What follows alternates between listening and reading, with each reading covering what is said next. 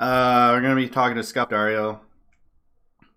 He's going to try to explain to me why I should actually be excited that I'm voting for Joe Biden instead of just doing it because I live in a swing state and my other choice is Trump. We'll see how this goes. Should be interesting. How's everybody doing today? Accelerationist? No, actually, he's the opposite. I'm somewhere in the middle.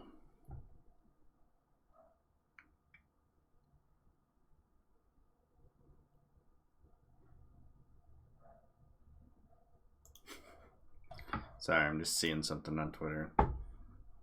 That's the real accelerationist vote. You're right, it is. But accelerationism is bad. Because it'll sacrifice people who are poor. Sure, it's fine for upper middle class and rich people. They can weather the storm, but the rest of us, well, as I told Mike from PA the other night on stream, I don't exactly want, we have to break a couple eggs to make an omelet. I don't exactly want to be that egg. Just saying. Nor do I want that for my city.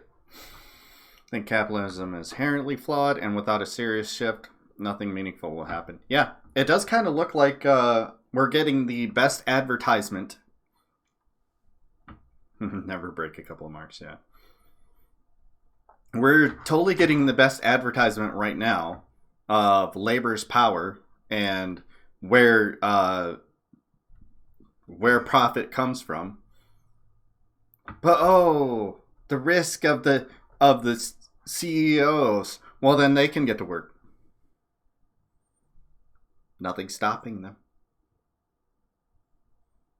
Oh wait, those stock prices are still going down? Weird. That's it's weird. Never would have thought that, the labor is more influential upon a company's profitability than the owners or the CEOs or the board members. Who knew that would be the case? Now we got Trump talking about doing UBI. Though temporarily, but UBI. Gotta say what it is. I believe that he'll try to sneak it in as the Milton Friedman, Andrew Yang sort of UBI, where, you got to opt out of all your other things, and then he'll just take it away completely. We'll see. But now we're in a problem where exactly what I said was going to happen, but not exactly what I said. Donald Trump is now flanking the Democrats from the left. I don't know, man. I keep saying Joe Biden's going to lose. I don't want him to. I don't know why. But I don't want him to because harm reduction and all. But,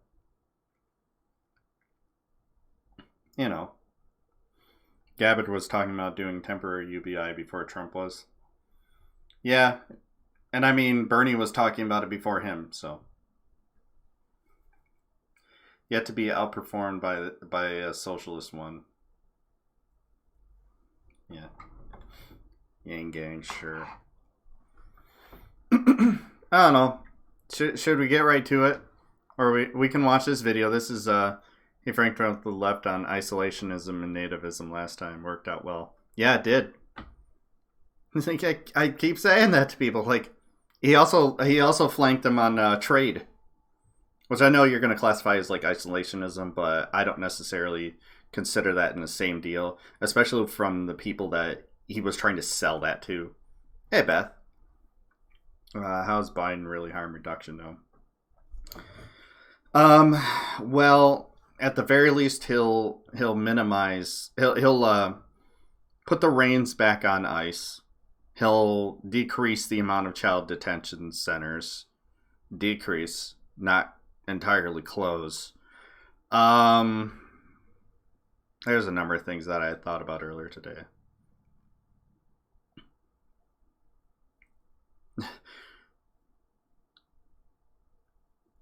Yes, the only thing on the left is liberal. Doing this? Yeah.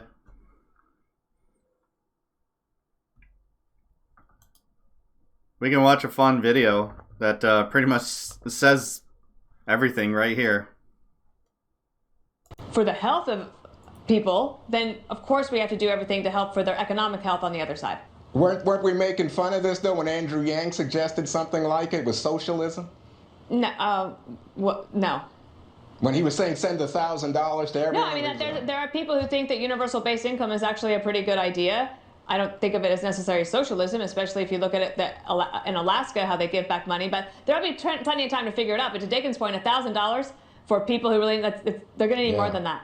I agree. Greg. All right.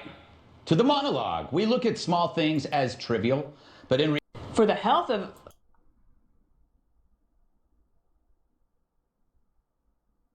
Welp. It is pretty funny watching them try to figure out how to handle such news like, hey, all of a sudden we need a bunch of left-wing policy in order to bail us out. You know, the same left-wing policy we said would bankrupt the country and destroy it. You know, from the guy who said socialism will never take over this country. I had a brief call with my small government brother this afternoon. I dropped the everyone sure seems to be warming up to socialism this week. True. Yeah, they're having trouble. They're having trouble. I don't blame them. I mean, here we are on our side trying to justify, you know, Joe Biden, you know, a guy who, you know, is against abortions. Largely, at least government funding of abortions. You know, the guy who's tried and actually has succeeded in cutting Social Security a number of times. The guy who negotiated the Bush tax cuts. But you know, I'm giving away the game. I'm giving away the game to Dario. We could jump in on this. You guys came for. It's not going to be blood sports, but it's going to be like those pool noodles fight. I'm just going to be softly whapping at people. What did I miss? What did he do? I've been ignoring him largely. What did he say? I can't bring it back up.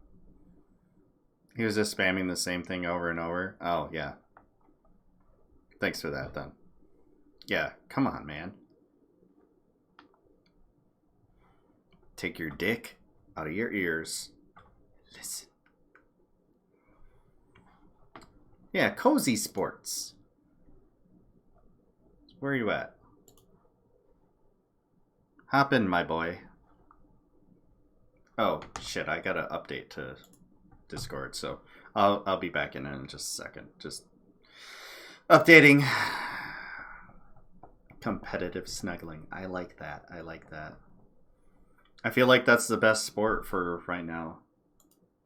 I want to be a competitive snuggler. All right, let's bring Dario in and see what we can get figured out here. Hey, sir. Hey, dude. What's up? Tired as fuck. Long day at work. You know. You're still working.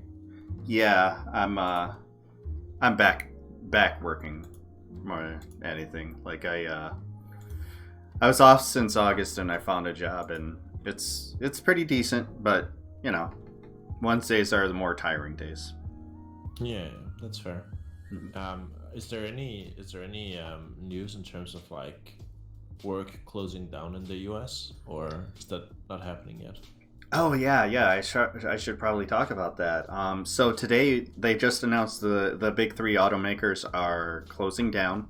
It took, they won't report it, but according to my brother, who was there at one of the plants, it took a number of them sitting down on the line in order for them to do that. So it was basically a stand-in strike until they, stopped manufacturing, because literally my brother's been for the past couple weeks working with over 1,000 people in a building that you can't exactly, keep disinfected, as it were. It was quite a thing. But yeah, so General Motors, Ford, and Chrysler all closed down as of today until further notice, and they can go Damn. on the unemployment. Holy fuck, dude.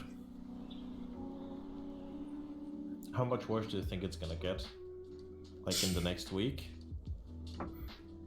I have no idea. Like this is uncharted territory for me. I've experienced a lot of things in my life. Lived through the Bush administration. Lived through the Monica Lewinsky fucking shit and all that. OJ trial. Never this. Not in the U.S. at least. Yeah, it's fucking scary, dude. I don't know. It is. It is. They're like my wife's boss actually wants Glam to get a doctor's note to not be at work because she's pregnant. And I don't want her to do that because she would go on disability, and that's not enough money to survive. So I want to see if she's eligible to get the unemployment extension through that. Because, like, they're not closing down her facility. They're telling her because she's immunocompromised that she shouldn't work. So we have a few days to figure that out. See how it goes. Yeah.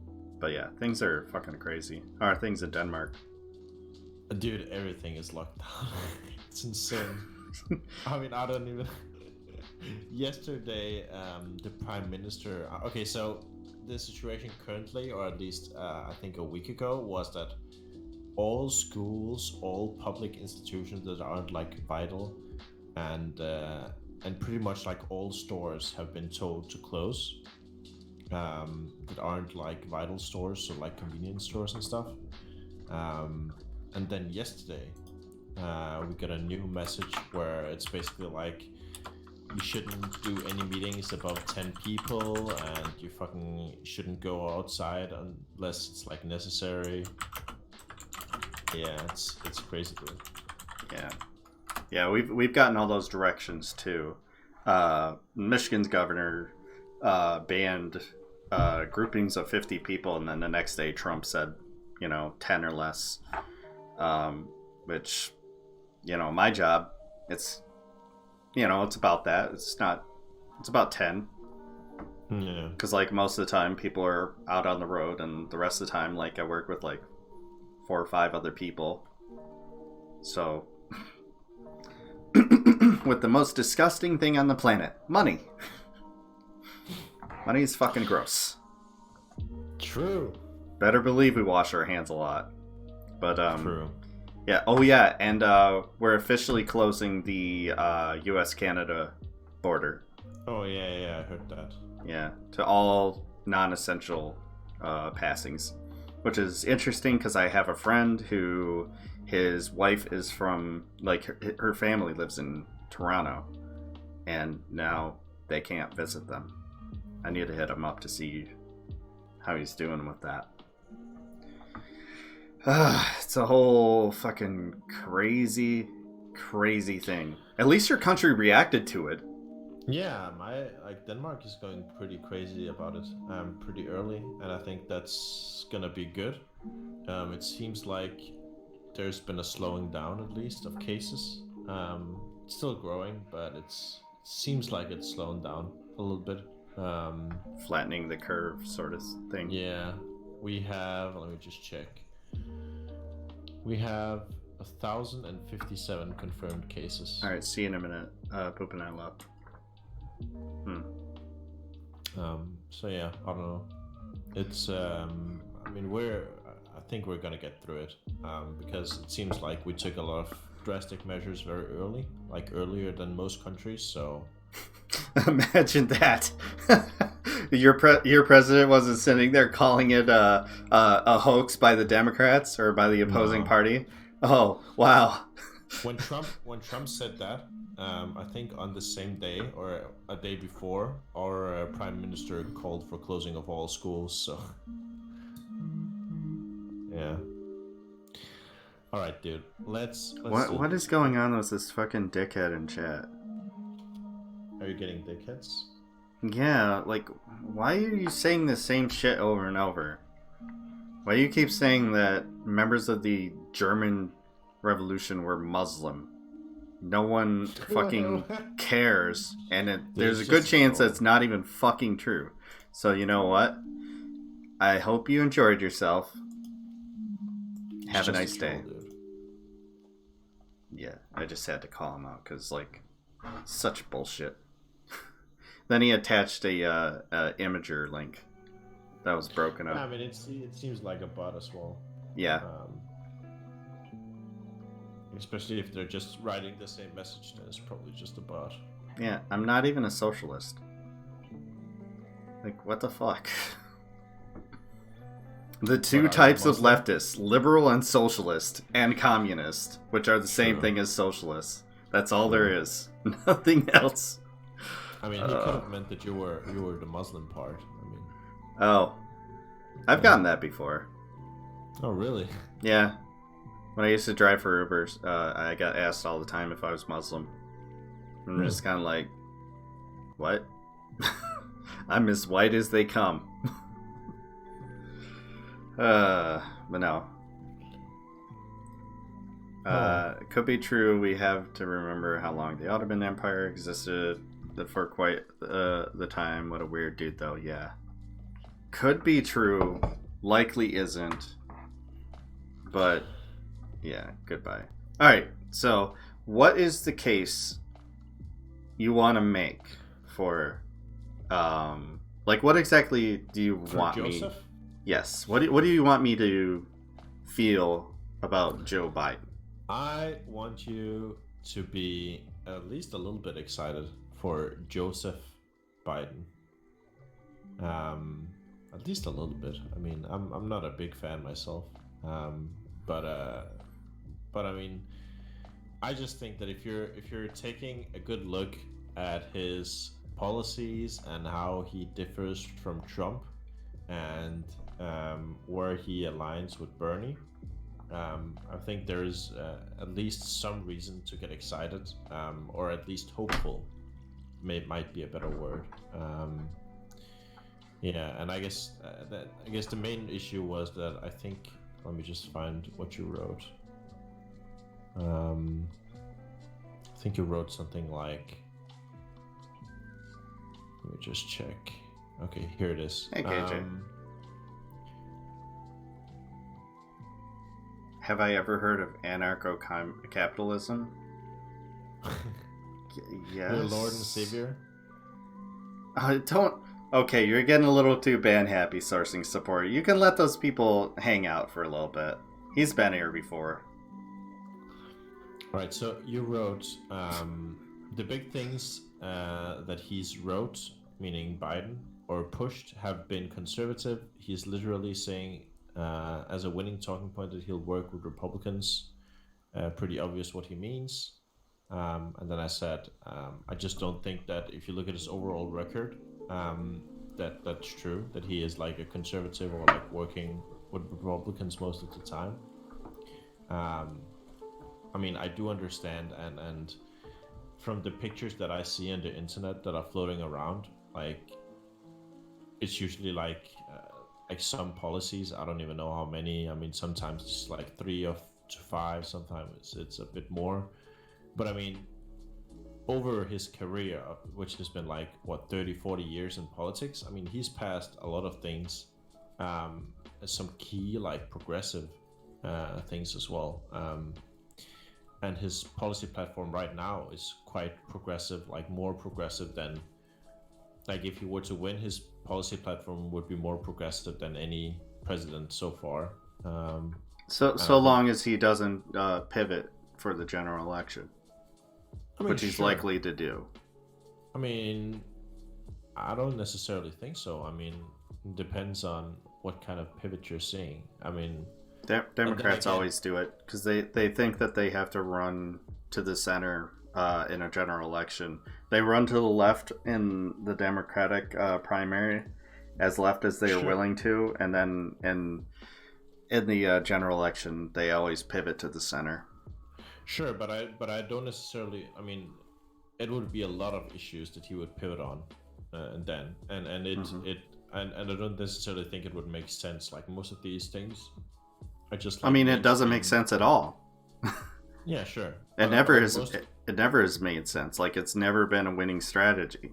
The only reason it worked out for Obama is he ran pretty far to the left in the primary, and he was still talking about a public option in the general election. You know. Yeah, sure. Yeah. Now Joe's never talking about a single payer. He's talking about a public option now. That pivot is going to be what? Sure, but we're looking at, like, isolated policies, right? And I mean, I can find isolated policies as well that I think you would agree with that are super good. Instead of doing that, I mean, we can go back and forth a bit on that if you want to, but I'm more interested in, like, his overall platform. And what I'm especially interested in is sort of like the overall democratic platform. Like, what is a baseline democratic policy, right? And I think Biden is the sort of Democrat who's gonna, like, try to pass very, very baseline milquetoast, like, democratic policies. Like, would you agree? I mean, like, he's not gonna push for anything crazy or. I mean, like, I don't even know what that means, honestly, because I mean, the Democrats could be pushing anything from, like I said, light Republican stuff to, you know, sort of progressive things or socially progressive things. Like, the guy's still against, you know, still against legalizing marijuana. Like, he still supports the Hyde Amendment.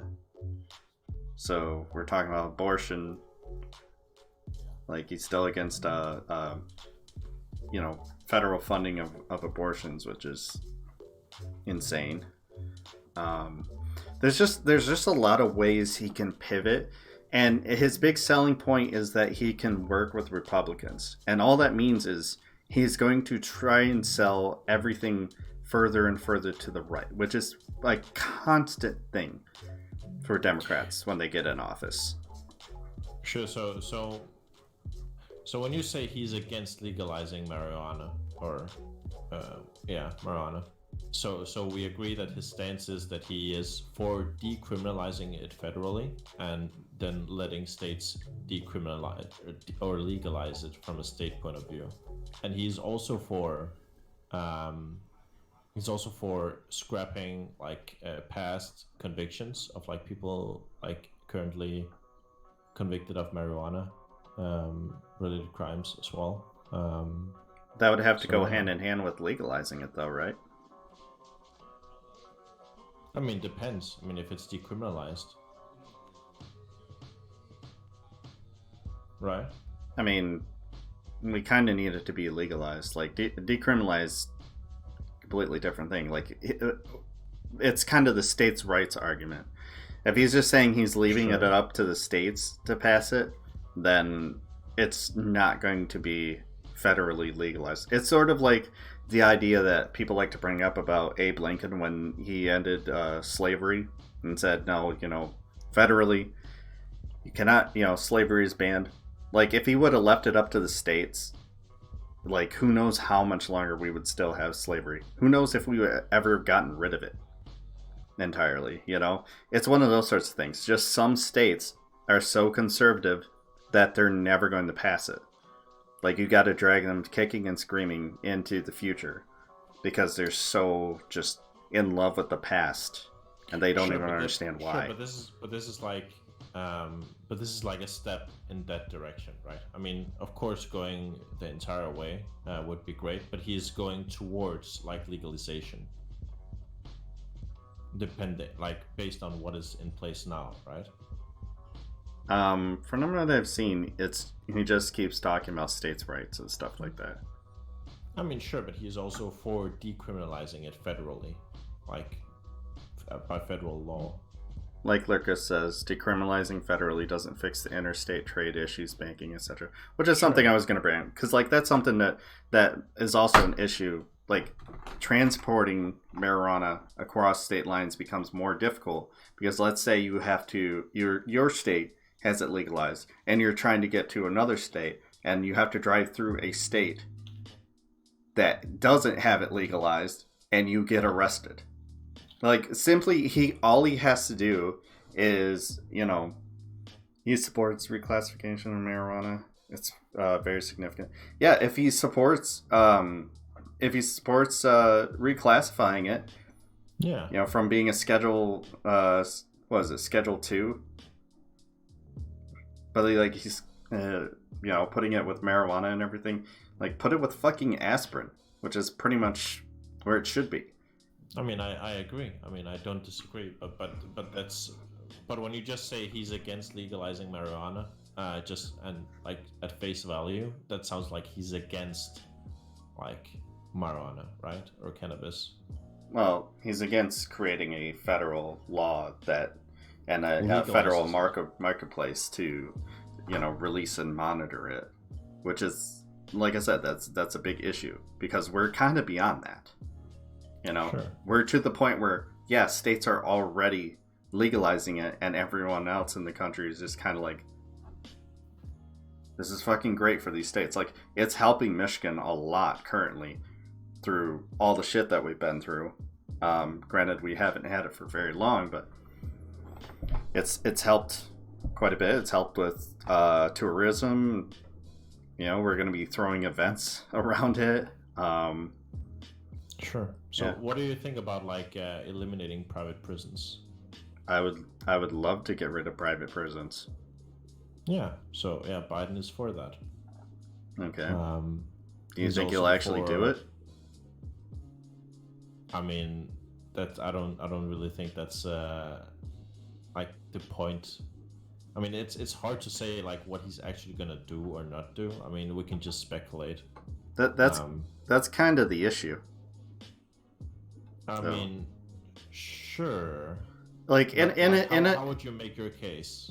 In a vacuum, like, if we don't look at his record that we have well documented, the things he said, which is well documented, if we ignore all of his history, there's a possibility that you could believe that he's going to do it, despite the fact that publicly and, you know, in some caught on tape conversations, you know, like the speech where he told a bunch of rich people nothing is going to significantly change.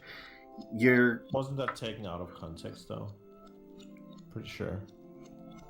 Not from what I've seen. Okay. Yeah. Okay. So sure. I mean, I understand where you're coming from, but it's just, I mean, it's hard to sort of make any arguments if we're just gonna say that he's gonna lie about like every single thing that's on his website, or not gonna do any of the things that he's proposing, right? I mean, then it's just gonna be okay. Well, I mean, what I mean, there's proof of that too. I mean, depends on what you mean by proof. I mean, Bernie has some like spot in his record as well. I mean, I'm not saying he doesn't. I'm not, sure. You know, and like knowing those things, you know, I knew that some of those positions we might have to fight him on. I'm a lot more okay with that than having to fight Biden on just about everything. Like, sure, but do you think you're gonna have to fight Biden on like super baseline democratic policies that every single candidate has argued for? Like, do you think that he's just gonna 180 on those and just be like, oh well, I mean, I don't care because reasons? I mean, well, why would sorry, I was reading Iowa Code's comment. First of all, let me address him really quick. Yeah, Bernie voted for the crime bill because Joe Biden attached the Violence Against Women Act to it, which is something that Bernie supported. But Joe Biden co-wrote it and pushed it as a tough on crime legislation. Sort of like how Bernie didn't vote for the Russian sanctions because they put the Iran sanctions in there that would have undermined the Iran nuclear peace deal. Yeah, there's more to those conversations than just saying, he voted for it. Yeah, I agree. But you should also accept that it's the same for Biden, right? I mean, no, it's a net negative. It's not a net positive. What do you mean? He's saying the 94 crime bill was a net positive. It wasn't a net positive. It was a net negative. Like, that's the bill that created mandatory minimum sentences. Yeah, I agree. But we agree that I'm having like two different conversations. Yes, yeah, that's fine. Yeah, I mean, I agree to an extent with what you're saying. I just think it's important to remember that Bernie, even though we really like him and he's great, is also a politician and has done things that like a politician does, the same as Biden has. Like, Bernie might be a lot better, but holding people to Bernie's standard, I think, is just really tough. I mean, because I don't think there's any politician in the world who is like Bernie. So, I mean, if we're expecting Bernie, of course Biden is going to look bad. But I mean, yeah. That's kind of the issue. That's where we're going from. It's like trying to convince me to be excited about voting for Joe Biden. A guy who's been so fundamentally up until this election against everything that we have been trying to do, for the past 15 years. Yeah, but I think that's like a very big that's a very big hyperbolic statement. I don't think it is. I really don't. I mean, so let me ask you a question. What do you think basic democratic policies are? Well, I would say right now it seems like they're like pro-environment, against or pro-prisoner reform, pro immigration reform, pro-taxing the rich. All of those have caveats. That's kind of the problem. It's like, you look at someone like Joe Biden, it's like, yeah, he wants to be more for the environment. Yeah, except for fracking. Okay, but he's very pro fracking. Sure, but then you can read his record on environment, and then it says Biden has been credited with introducing the first climate change bill to Congress ever, in 1986. And since then, he's done what? And then he co-sponsors Sense of the Senate resolution calling the U.S. to be part of the United Nations climate negotiations. The Paris Agreement, which was non-binding resolution. No, that wasn't that one. Oh, okay. Then says Biden supports creating a new treaty on climate change requiring emissions reduction from developing countries such as Brazil, India, China, and Mexico. Investment in technologies to reduce greenhouse gas emissions. And then on June 4th, 2019, Joe Biden unveiled a climate policy plan aimed at getting the United States to eliminate net greenhouse gas emissions by 2050. And also promised he'd re-enter the Paris Agreement. That sucks so bad. Sure, but recently he's also claimed that he agrees with the Green New Deal that Bernie has proposed and think it's a good policy. So I mean, I bet there's kind of a weird break in that quote, where it's probably he agrees with the spirit of it, which kind of doesn't mean anything. Sure. I'm just trying to introduce you to how American politicians speak. There's a lot of they leave a lot of wiggle room, and they tell you things, and you kind of have to learn the way they talk about things. I mean, I understand. I mean, it's the same in every country. I mean, it's nothing new. Is it? Yeah, it is very much. From what I've seen, it's very different from like how Canadian and British politicians. Like I only have English speaking politicians to go based off of. So Sure. like I know there's always going to be some sort of double speak, but like in the U.S. it's because if I say I want to give every American universal access to healthcare, what do you think I'm saying? That you want universal access to healthcare. Yeah, but what does that mean? I mean, that could mean a number of things. Mm-hmm. What do you think someone like Joe Biden means when he says that? Well, specifically for Joe Biden, he's proposing to increase access for Medicaid, and he's proposing to have 17 million more Americans insured, which is, I think, a pretty large percentage of the people uninsured right now. It's better, sure. Then he's also proposing like negotiating drug prices and making it overall cheaper. But he's gonna have a lot of trouble like doing that without having some sort of control in the pharmaceutical industry. And like he's very lacking in that. He's not the type of person who's going to flex his muscle at an industry. He's never been that. So I mean, you kind of like with the pharmaceutical industry, you essentially have to do something about decreasing the length of their patents. You have to come up with like standardized pricing for them. Based on what they can still make profit and manufacture. So you said Biden isn't the type of person who's going to flex his muscles at an industry. So what do you think about his record on guns? So what do you think about his record on guns? Kind of lackluster, honestly. Really? Yeah. Brady bill, okay, and then we stopped. Wait, what? Like Biden has like some of the most anti-gun record, like much more anti-gun than Bernie, for example. I mean, it depends on how you look at it. Like, I can kind of understand some of the disagreement with wanting to be able to sue gun manufacturers. I don't agree with Bernie on that, but I do kind of see the reasoning behind it, and it's still pretty progressive.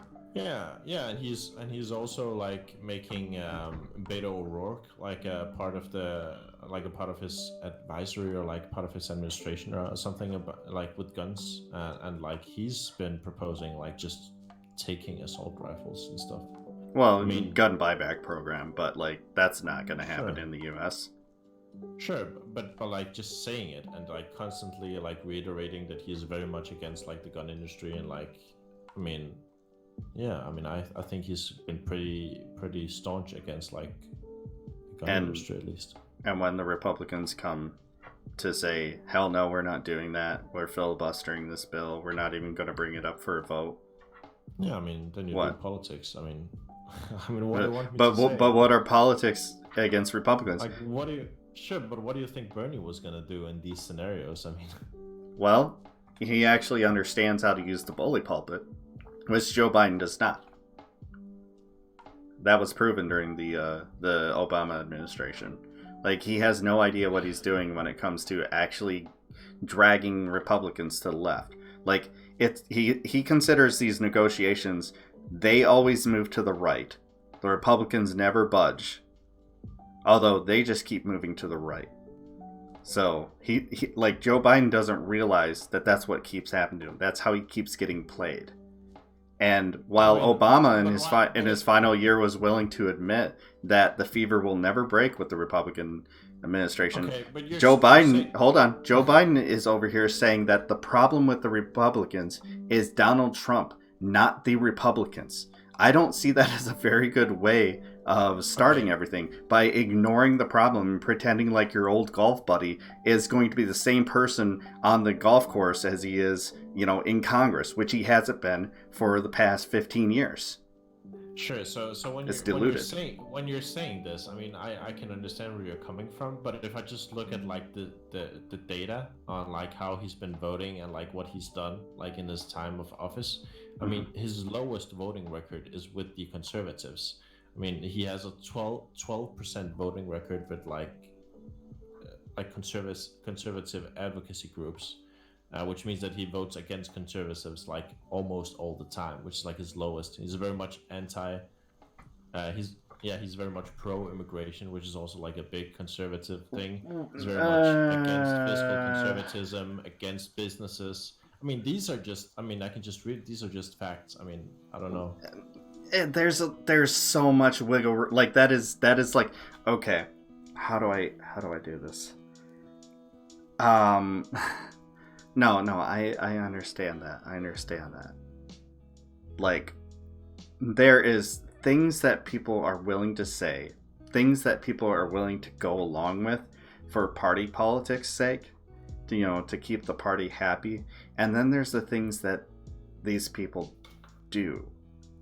Joe Biden was in the administration that still, even compared to Trump, has deported more people in the history of this country. Okay. And he likes to pretend like I was just the vice president at that point. But he likes to talk about anything considered good by Obama as, I was the guy. Sure, but from 1989 to 2013, which is also like encompassing the Obama years, he has only a 20% record of being anti-immigration, which is like one of his lowest overall, like in terms of like the votes he's cast. And again, that can mean a lot of things. It's like I support DACA, but I'm still going to deport a bunch of fucking people. You know what I mean?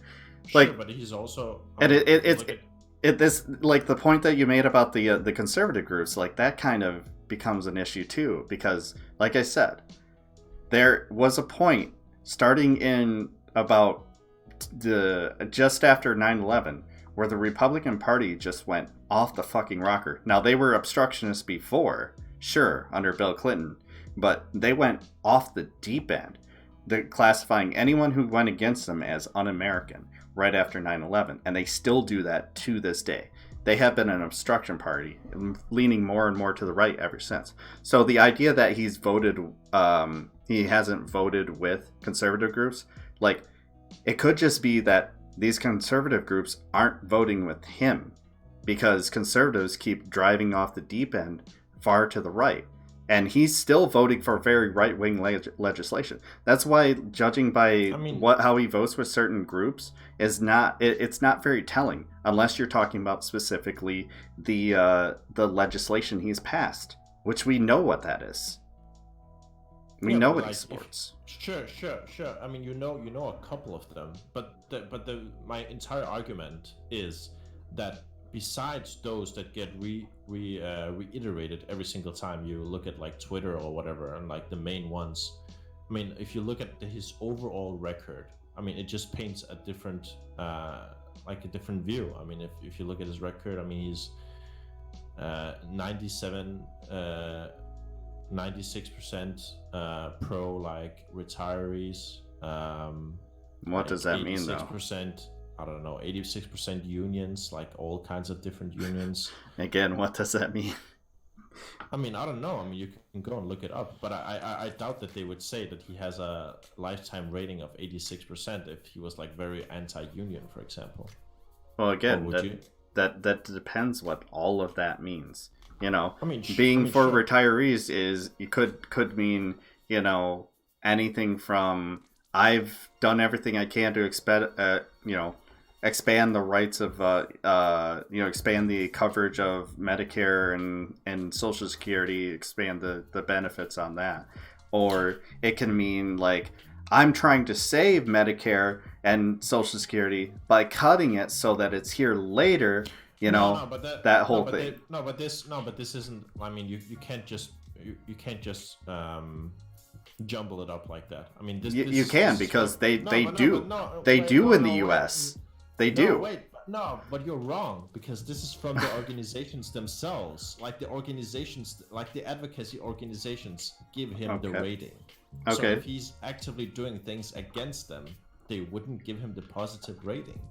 Why would they? Not necessarily, because especially in the case of like union organizations, there's a break between union bosses and the union membership. Like most members of the UAW they disagree with union membership, which is why, or with union bosses, which is why the union bosses are going through a huge fucking stink because they were stealing money from the union. Sure. They're on trial right now. I'm sure there are cases of that, but this doesn't. I mean, this doesn't address like how they give their ratings and stuff. I mean, you can. But who gives the ratings? This, sure, but if you want to disregard this, do you also think we can disregard all of like whenever Bernie Sanders says he has 100% lifetime rating with like LGBT advocacy groups or like women's advocacy groups? Like, can we also just disregard that? No, we can't, because there's a record there to support that. But there is also a record here to support what Joe Biden is doing. I mean, not when you look at the policy he supported. Can you mention his union policies? Not off the top of my head, but I do know that, during the Obama administration, he pretty much allowed more states to become right-to-work states than, any other time in history. And him and Obama did jack shit about it. They just kind of shake their finger from D.C. while Obama said on the campaign trail that if something like that were to happen, he would put on his walking shoes and walk with the striking workers. And he didn't. I mean, you again, you can say that, but when I look at the advocacy groups' like own rating of Biden, don't look at the advocacy groups. Look at the policy. Sure, but I don't have the time of day to look through like hundreds of different types of legislation. The problem. Because that's why is that the problem? I mean, I'm sure we can listen to the groups themselves to see that they have their own interests in kind. I mean, this is what I'm trying to explain to you. Like, those groups can easily be lying because the leaders of those groups have certain financial interests that align with a neoliberal candidate like Joe Biden. Like, they could be making money on the side while screwing over their union membership. For example, they're supporting a guy who, getting Medicare for all would help unions. They would free them up to be able to negotiate higher wages and, not have to negotiate for healthcare anymore. But instead, they're against that. And they support Joe Biden, who is also against it, and said that he would veto Medicare for all if it showed up on his desk. Okay, so if the same unions are giving Bernie a high rating as they are giving Biden a high rating, can we then say that maybe it means something, or is it still maybe just like they like Bernie but actually they're neoliberals? I mean, I don't understand. I don't care what those groups have to say. I need to see the policy. Like, I don't care if they say, Bernie's got a 100% voting record. I want to see the policy that he supported. I want to see the details behind that. And with Joe Biden, it's murky as fuck. I mean, you're just. I feel like you're expecting a very insane amount of like evidence. Like you're basically expecting me to go through like every single policy that's ever been passed and then write down like what they're like, is it good or bad, instead of just listening to the companies where this is literally their full-time job, looking after their own interests. Looking at their own interests, not necessarily their members. I mean, their members are members and their members have interests, right? I mean, not necessarily. There can be in the U.S. there can be a difference between people who are the leadership of these groups, because we do not, like, in the U.S. we do not advocate labor power in here to actually say to our bosses in this. Like, it's part of the reason why, like, I understand. Okay, but I understand in theory. But if they're also giving Bernie a high rating and Biden a high rating, like what does that say then? Not much at all. Okay. It's like, you know, when it comes to these LGBTQ organizations, women's rights organizations, you can actually go to the times he's fought for legislation or has actually gotten it passed. You know, with Joe Biden, you know, there's what, the Defense of Women's Act, which he used to basically bludgeon progressives who didn't like the 94 crime bill into voting for it, because it would have been political suicide if they didn't. Okay. So I guess I don't understand like the burden of proof that you're expecting. I mean, I don't understand like what kind of things I could bring before you to change your mind at this point. It seems like, yeah, I can't say anything. I can't bring up like his current policies. I can't bring up like his voting lifetime ratings of like different advocacy groups that we both agree are good. I mean, I can't bring up like stuff like, I don't know, climate change that he's been very pro, like gun rights. I mean, yeah. He's been... it's because he's such a... Okay. He lies. I mean, flat out. The dude just lies. Like, you say he's got that high rating with retiree organizations. Well, sure, yeah. In order for them to do that, they're also voting for him.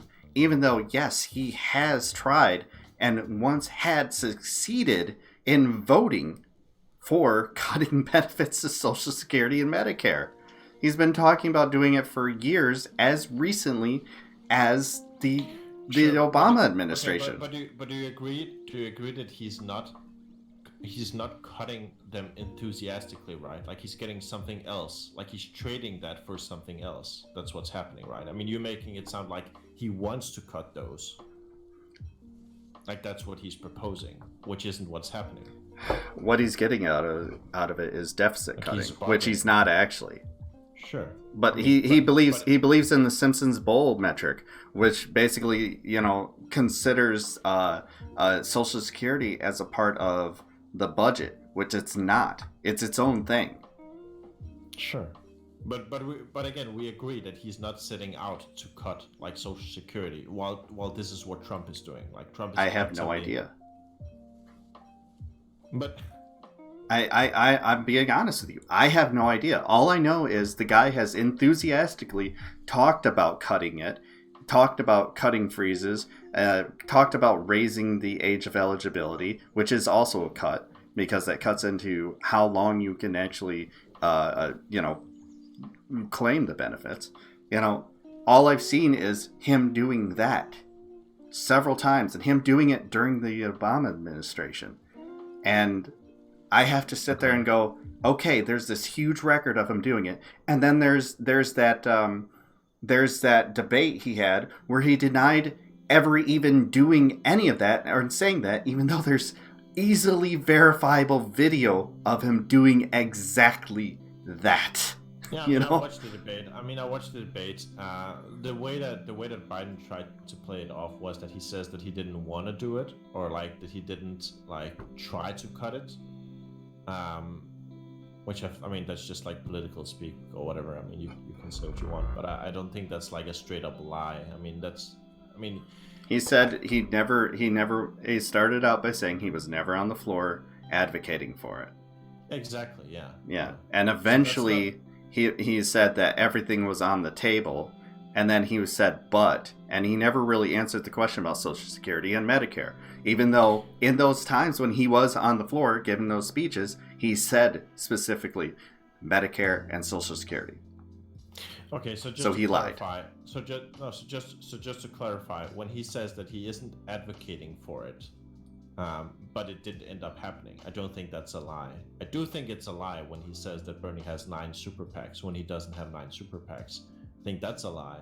Mm-hmm. But I don't necessarily like the other thing. That's just politics. Like that's just how politicians speak. And again, we can criticize that all we want, and I do, but I don't think we can hold everyone to Bernie's standards.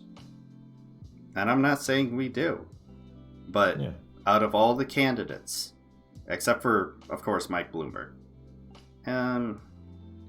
I mean, listen, there's a like couple.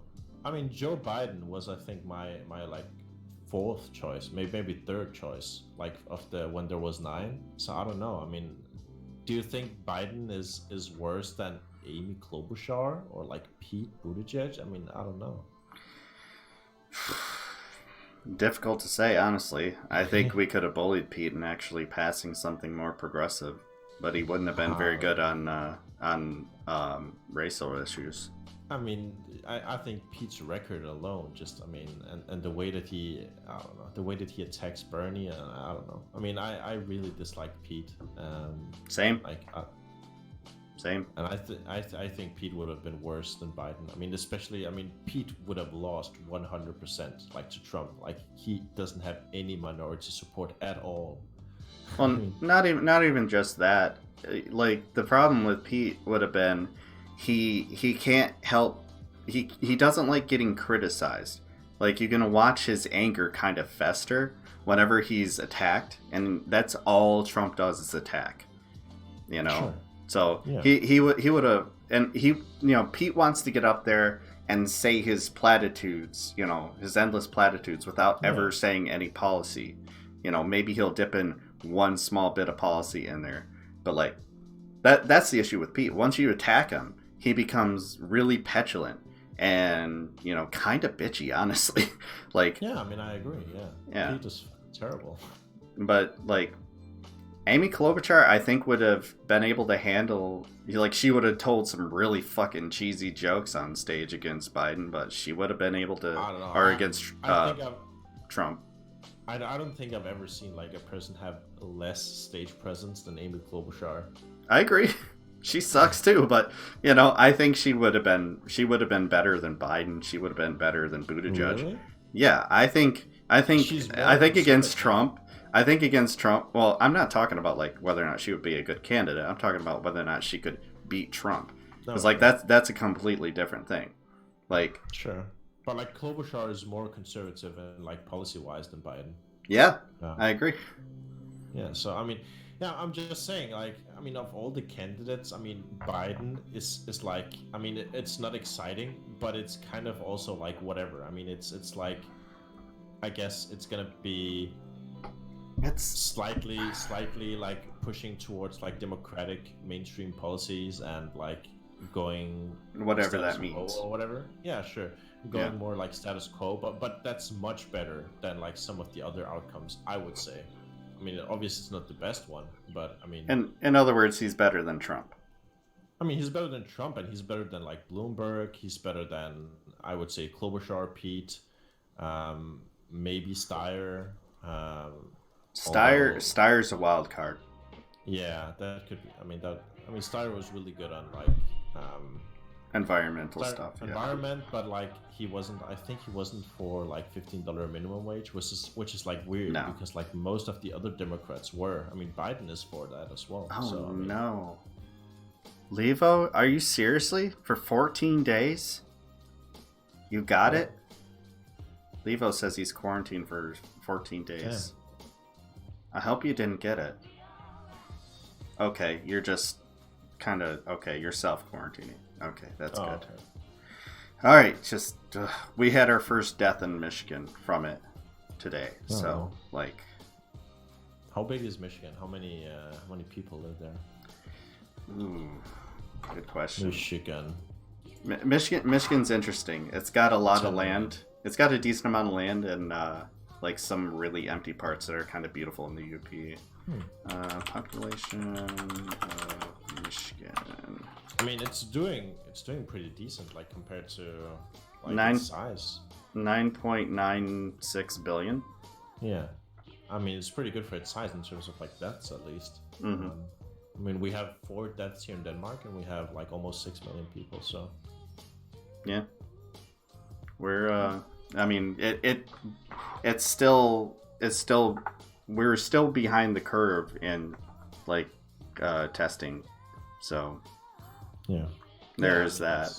Yeah, but I mean that's kind of hard to miss, right?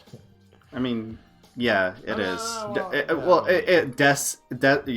Deaths related to that. If they're not diagnosed, exactly. it's kind of That's the stupid thing that they can do is be like, well, they died. It was the flu, but we don't know if it was that flu. We're just not going to bother. They're dead already. yeah, that's true. I didn't think about that.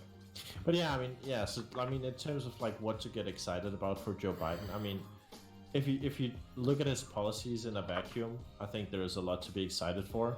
And I would argue that many of his policies are policies that have been echoed on like every single Democratic platform this time around, which I think means that it has like pretty large support, at least within the Democratic Party. Now, whether or not they can get passed, I mean, to some extent that's up to Republicans or like negotiations and stuff, but I mean, that's true for everything. So yeah, to an extent. But the problem that like Joe Biden keeps running into is, yes, he has to win the Senate, but no one is excited to vote for him.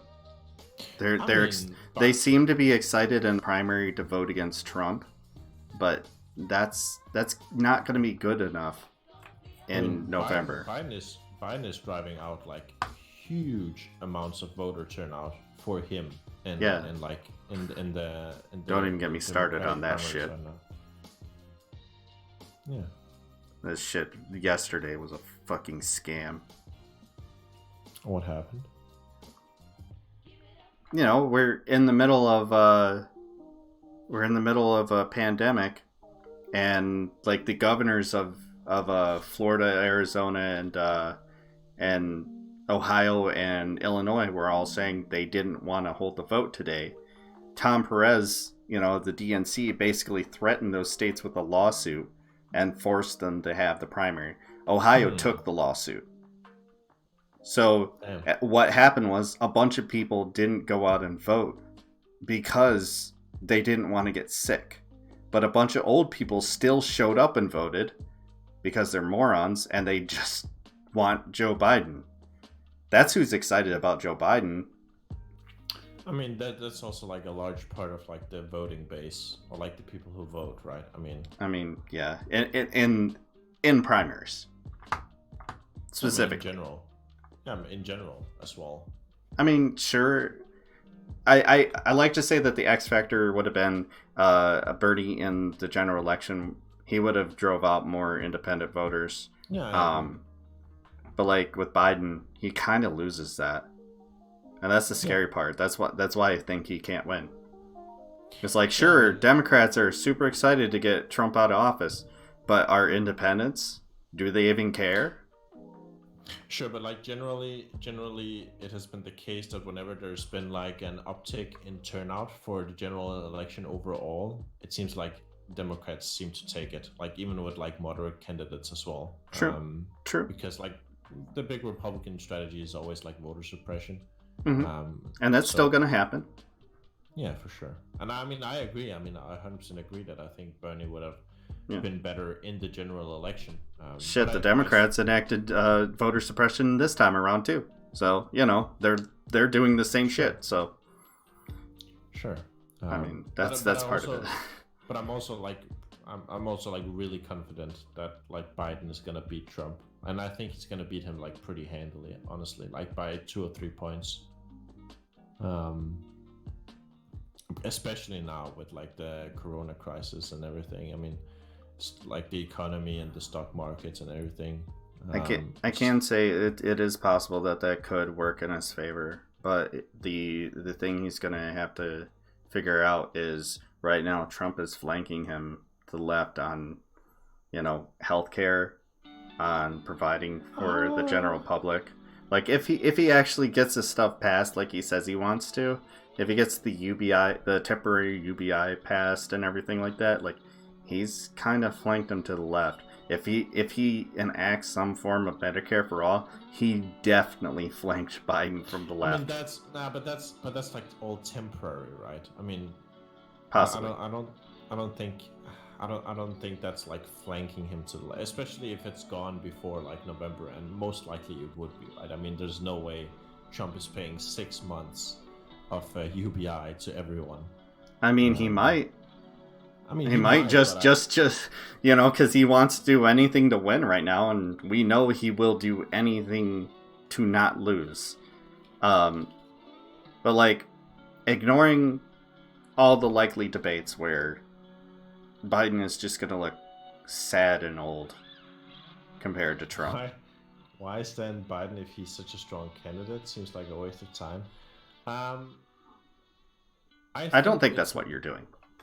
No, I think I am very frustrated that every single time I see a poll on Twitter or like another big personality say that they won't vote for Biden, I just get really frustrated. And I think about like all the people that's gonna hurt. And I do think, I mean, I think if you're advocating for not voting for Biden over Trump, then I think you're engaging in voter suppression of like Democratic vote, and I think you're just doing Republican jobs for them. There's kind of a caveat there, and it's something that I don't know if it got through a little bit, because I was watching Lucid Fox earlier, and he was saying he's not going to vote for Joe Biden. He kind of can get away with that.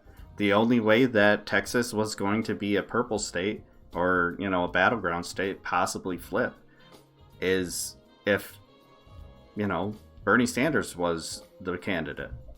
There's a lot of polling to suggest that. Now it's going to stay red. Biden won Texas, right? I mean, yeah, but the amount of people who really showed up, like, in comparison to people who showed up to an uncontested, Republican primary. Sure, I mean, sure, but it's one of the few things that I've kind of agreed with on Doghouse, but Doghouse show on Twitter, he says a lot of really, really stupid takes on Twitter. But like that one, I agree with them, except for I pointed out that if there was a candidate who could rally up independent support, that they would beat Trump in Texas. And, that candidate is not going to win the nomination. Sure, but like Beto O'Rourke was also like a pretty big deal in Texas, right? Like he almost beat Ted Cruz, or was it? Am I remembering it? Yeah, you're right. There's obviously more to that, but yeah. Yeah, and I mean, if he's active like endorsing Biden and campaigning in Texas for Biden, I mean, I don't know, man. Do you think that Beto O'Rourke is progressive? I honestly never looked at much at his policies. His policies as a state senator, like he was one who was very much for cutting Medicaid in the state, cutting Social Security and Medicare. Like he was pretty. He's another one who's like, he sounds like he's a progressive on guns, but if you actually look at the stuff he's done, he's pretty right wing too. Like that's part of the reason people like me supported him against Ted Cruz is he was running against Ted fucking Cruz. Yeah. So like, getting hit, and plus he kind of taked himself in Texas, by the gun buyback coming out so hard against guns, like lost him all his Texas support, which was the only place he had support. So it kind of doesn't mean much for him to endorse them. But the rest, the Clyburn endorsement, the Buttigieg endorsement, the Klobuchar endorsement, those things actually did matter a lot more. Yeah, sure. I mean, obviously, I agree. But it would also seem like the better endorsement, or at least something happened in Texas, right? Because Biden was standing to lose Texas by quite a big margin, like coming in. That was before Buttigieg and Klobuchar dropped out and endorsed Biden. No, but even after that, like Bernie was standing to win. I'm pretty sure Texas. No, they shifted. They shifted. I have it written down. I guess, yeah, sure. Yeah, you'd have to look at when the poll was taken. If it was taken after the endorsements, I would be shocked. Yeah.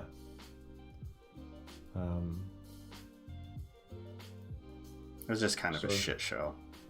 Sourcing says it doesn't matter if he's such a strong. Yeah, but I do think it matters. I mean, I do think it matters because I personally am not satisfied with just beating Trump. I really want to beat Trump handily, if not like for the U.S. then for the world, because like what I see, especially in my country as well, is more and more Trumpian politicians and like Trumpian rhetoric streams down into the political parties of other countries, and I want to see that kind of rhetoric and that kind of sort of way to do politics die. And I think one way that that's going to happen is if Trump loses not only a little, but loses a lot, which I think is very possible. I mean, possible. I don't think it's likely though. Like there is a possibility that like everything just goes completely to shit, even more than it is now, and like it's close enough to the election where people remember it, and that helps Biden win. But on his own, you know, like let's take COVID-19 out of this. Let's take the crash because of COVID-19 out of this, and just flat playing ground. He's not beating Trump. Those polling numbers that he had against Trump that had him kind of edging out, if not losing to him slightly, would have dropped. Wait, what? Biden has always been the one that's beating Trump the most in polls. I mean, this is just true. I mean, you can also look it up right now if you want. I mean, he's always... I've seen him bounce around. I've seen him bounce around and trade places with Bernie a couple times. I mean, Bernie's gotten close, but like if you look at overall, like Biden has always been beating Trump, and especially if you look at like recent polls, I mean, he's beating him by like 11 points, 10 points, 10 points, 9 points, 4 points. On average, beats him on 6.4 points. I mean, that's a pretty big margin. And those polls are likely to go down when he's standing up against Trump. Unless something happens in his favor. Like, the problem that we're going to have, okay, and this is my biggest issue. The campaign, we've already seen what the campaign ads against Biden will look like. Sure. It's him saying the things that he's done in the past, pushing for the things he pushed for in the past, as recent as, 4 years ago, and versus him saying something completely different now. It's going to be the John Kerry flip-flopper tactic. It's going to be that, plus, talking about his mental health, because, Trump's not against doing that at all. Which, again, it's also obvious that Joe, at the very least, if he doesn't have dementia, which is a concern for me, I'm not making fun of him. I need to clarify that I'm not someone who's saying that I'm laughing at him at all. I've been genuinely concerned about his mental state for a while, because he shows a lot of signs that he has dementia from someone who's worked with people who have had dementia. There's a lot of instances. And there's even been some slight confirmations from campaign staff saying things like, when they started they limited his speaking engagements months ago, and saying things like, well, Joe gets really tired and confused the later it gets. It's an exact quote. Okay. So I'm just gonna say, I mean, to the people listening, I don't endorse like calling him demented or whatever, and I very much disagree. Like I said, I'm okay. I know it sounds like the Hillary Clinton Parkinson's thing, right? A little bit. But I legitimately have worked with dementia patients. Sure. I've seen what early onset's dementia looks like hundreds of times. Okay. Let me turn it around then and say, even if that were true, then probably it's not gonna matter, because no matter how bad Biden is, Trump is 100 times worse if you look at him speak for like more than 5 minutes. But that's not what Trump has to do. What do you mean? Trump has to do the same thing he did in 2016. It doesn't matter what he says. It doesn't matter what he's done at all. All he has to do is point out that the other guy is going to either do something just as bad or something exactly like he's advocating for. Which Sure, you but can do that with Joe Biden easily. Sure, but we agree that Trump only slightly won in 2016 against a candidate who had insane external scandals, like just coming up to the election, right? I mean, the fucking emails, the Benghazi, and like all of that, and like fucking, yeah, I don't know. Like, he was literally just chanting "lock her up." I mean, he's not gonna be able to do that with Biden necessarily. And Biden Code. isn't That's this, not the same thing. Bernie has actually released his information on his heart, and if you've worked in healthcare, you know how stents work. Or if you know anyone who has heart disease like I do, my mother has a stent. You know how reparative they are. So no, that's not the same thing. It's not the same thing at all. And like I said, I have worked in healthcare. I have worked with dementia patients. I've seen it. And I've shown it to my wife, who is a nurse, who's also done the same thing. And she sees it.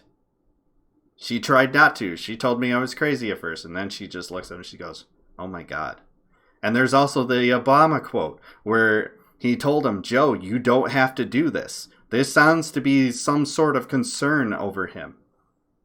There's the challenging general voters to fights, telling them to vote for somebody else, calling someone fat and challenging them to a push-up contest.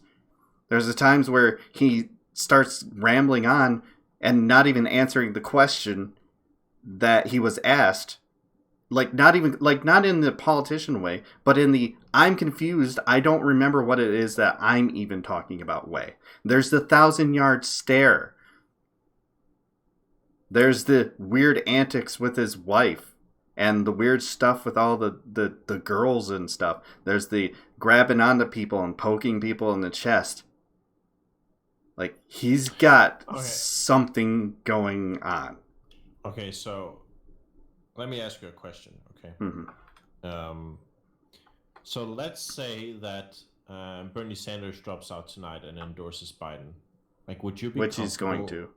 Sure. Would you be comfortable like talking about Biden like on your stream like this all the time, like while we're walking up to the election? I mean, people are going to come in and say it anyways, and I can't exactly say no. I'd be lying. Sure. I've seen the clips and stuff, and I can't help but think that I feel like most of the people who are like calling for dementia or mentioning dementia and saying he's obviously got dementia and posting clips, I feel like those people are still like just doing it because they want to see Bernie win instead of Biden. And I've seen the clips and it just doesn't seem bad to me, honestly. I mean, there was one clip like today being posted on Twitter where he finishes a speech and then he stares blankly out forward, like in front of them. Mm-hmm. And people were like, "Oh, this is obvious dementia. This is just really terrible to watch." And I'm like, dude, he's got a fucking teleprompter or like a crew there like filming. I mean, yeah, that's what you do in those yeah, settings. I wouldn't use that as an example. I mean, the one that I thought was really bad recently that I didn't want to share around because I kind of want to examine it a little more is his his victory speech when his wife walks up and kisses him, and he kind of just looks at her and goes, oh, that's nice. And, like, just kind of looked at her kind of weird and kind of awkwardly, like, turned away from her. Like, he had no idea who that was. Like I said, I need to examine it more. I'm just saying it looked really, really sketch. I'm just saying, if we want to go for like the dementia route or like the mental health or whatever concerns, can we just do it against Trump? Because Trump has so many more But the problem is it doesn't work against Trump. I mean, it works in the same way that it does against Biden. I mean, no, it doesn't. It's not gonna bring Democrats over to Republicans, right? Here, no, and that's not the point. That's what I'm trying to tell people is, Trump is not trying to convince people to vote for him. He wants his base to show up, and they will. He wants to get people to not show up for Biden, and that's very easy to do. Because there's a number of things with Joe Biden where it doesn't matter what Trump has done and Trump has said. He can say, well, Joe Biden did this, and it's supposed to matter to Trump voters that Trump did those things that he's criticizing, but it never does. What does matter, who it does matter to, is us. The, supposed left wing, liberals, neoliberals, all of us who seem to think that we have to care about these things. And we do too much, honestly, in order to beat Republicans. Sure. But would you agree then that it's working when people on the left are saying that he has dementia and people on the left then are saying they're not going to be voting for him? Then they're basically doing the Republicans' job. Like they're doing the Republican propaganda, basically. Yeah, but I mean, sure. I mean, then you got to ask yourself: is that more of a problem of Biden or more of a problem of them? I mean, it's the situation that we're in, right? I mean, yeah. It is how it is. I do want to be one of the people to advocate that if you live in a swing state, one that if you live in a swing state, you should definitely vote for Biden. If you live in a state that Biden's definitely going to win, do whatever the fuck you want. You're not going to make a difference. But, like, if you feel like you need to do your protest vote, don't do it in a swing state. Like, I live in Michigan. It's a swing state. I'm voting for him. That's just the facts. Because I do recognize at least a little bit of harm reduction in comparison to Trump. At least there will be some pushback. He's not going to fire the CDC's epidemic committee and stuff like that. The fucking CDC. He's not gonna move the FDA across the country and cause it to basically disband. Yeah. He's not gonna fucking think that climate change is a hoax from China. I mean. Yeah. I mean. So there is some harm reduction, and I was on Central Committee stream the other night saying the same thing, that there is some things, and we're going to have to fight them. And I was trying to convince everybody in his chat to not give up on the project, but just recognize that yes, we took a huge hit. Yes, we're going to have to fight Joe Biden in order to get these policies passed. Yes, we're going to have to show him that him not trying, and him instead trying to cede everything to the Republicans is not going to fly. We need to show up in their offices. That's what we were going to have to do if Bernie won. We're going to have to show up in these politicians' offices to get them to pass something like Medicare for All. It worked to block the repeal of the ACA. Why wouldn't it work for that? Yeah, I mean, they don't like it when we show up. I also think it's kind of, I mean, I sort of feel like it's kind of shitting on Bernie's legacy to not vote for Biden in some sense, because Biden has adopted a lot of either Bernie's like policies or his his direction or like his rhetoric as well, and I mean that's a big win for like the progressive side, like it the progressive side.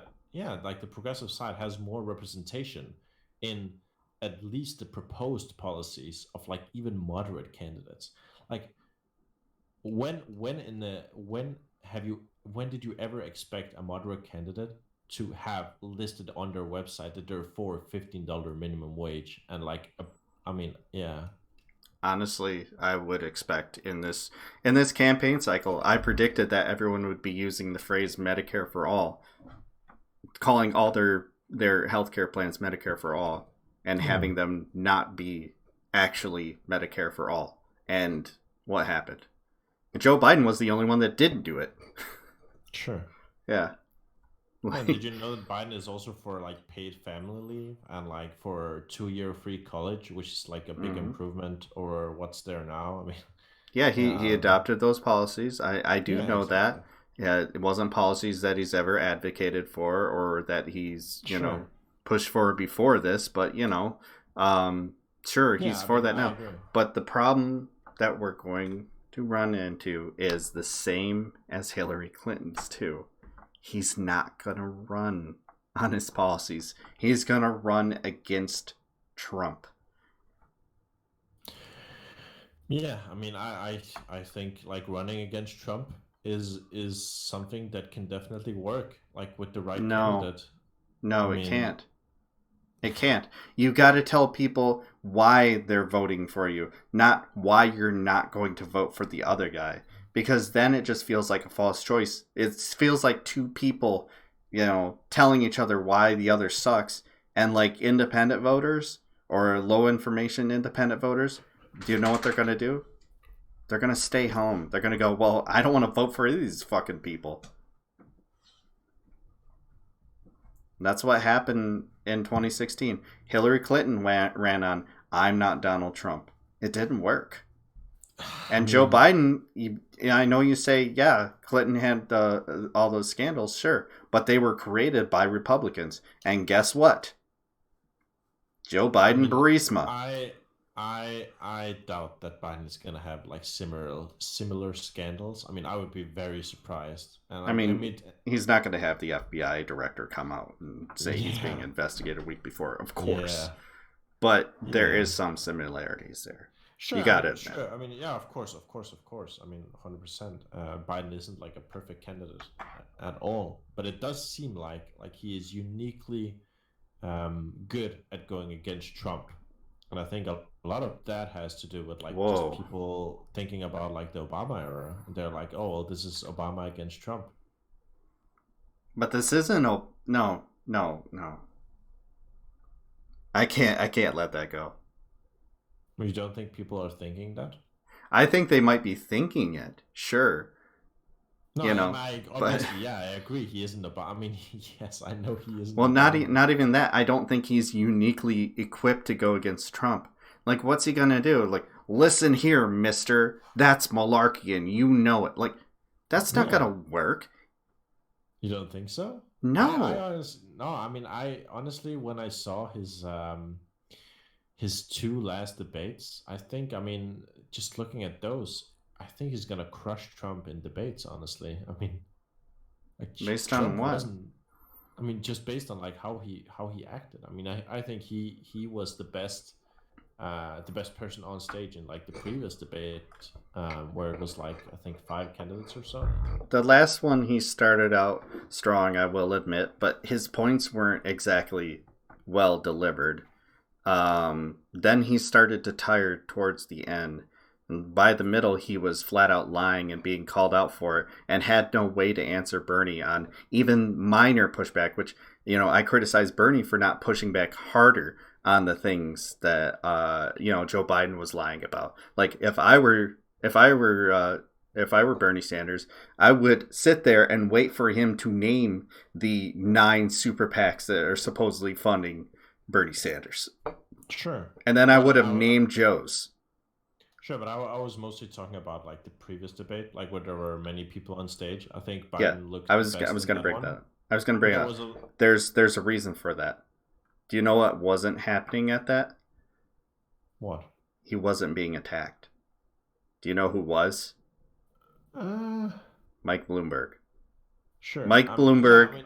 I think Mike Bloomberg being in those last the 2 previous debates helped Biden because no one was attacking him. They went after Bloomberg. who was a soft target. Sure, I agree, but I think in the last big debate, I think Bloomberg was attacked much less, or like they didn't land as well compared to like the first one where he got destroyed. And Bloomberg did pretty well after that debate. Like that was before Super Tuesday, right? So, and Bloomberg did really well on Super Tuesday, so it didn't seem like Bloomberg got destroyed.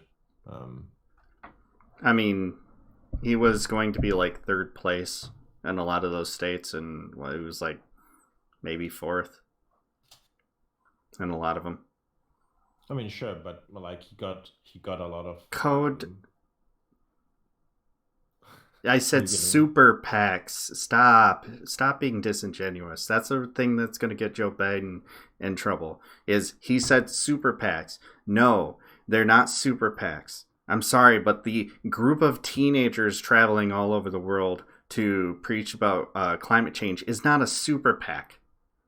They may be a PAC, but they're not a super PAC. Are you getting triggered by chat? I'm just annoyed. I just hate when people say really, really disingenuous bullshit. It's mostly comprised of different activist organizations and such. Cool. But it's not a super PAC. This is not a giant organization funded by billionaires to encourage people to vote for a certain candidate. All right, just to like Thanks, Crushley. Sorry, go ahead. Yeah, just to put like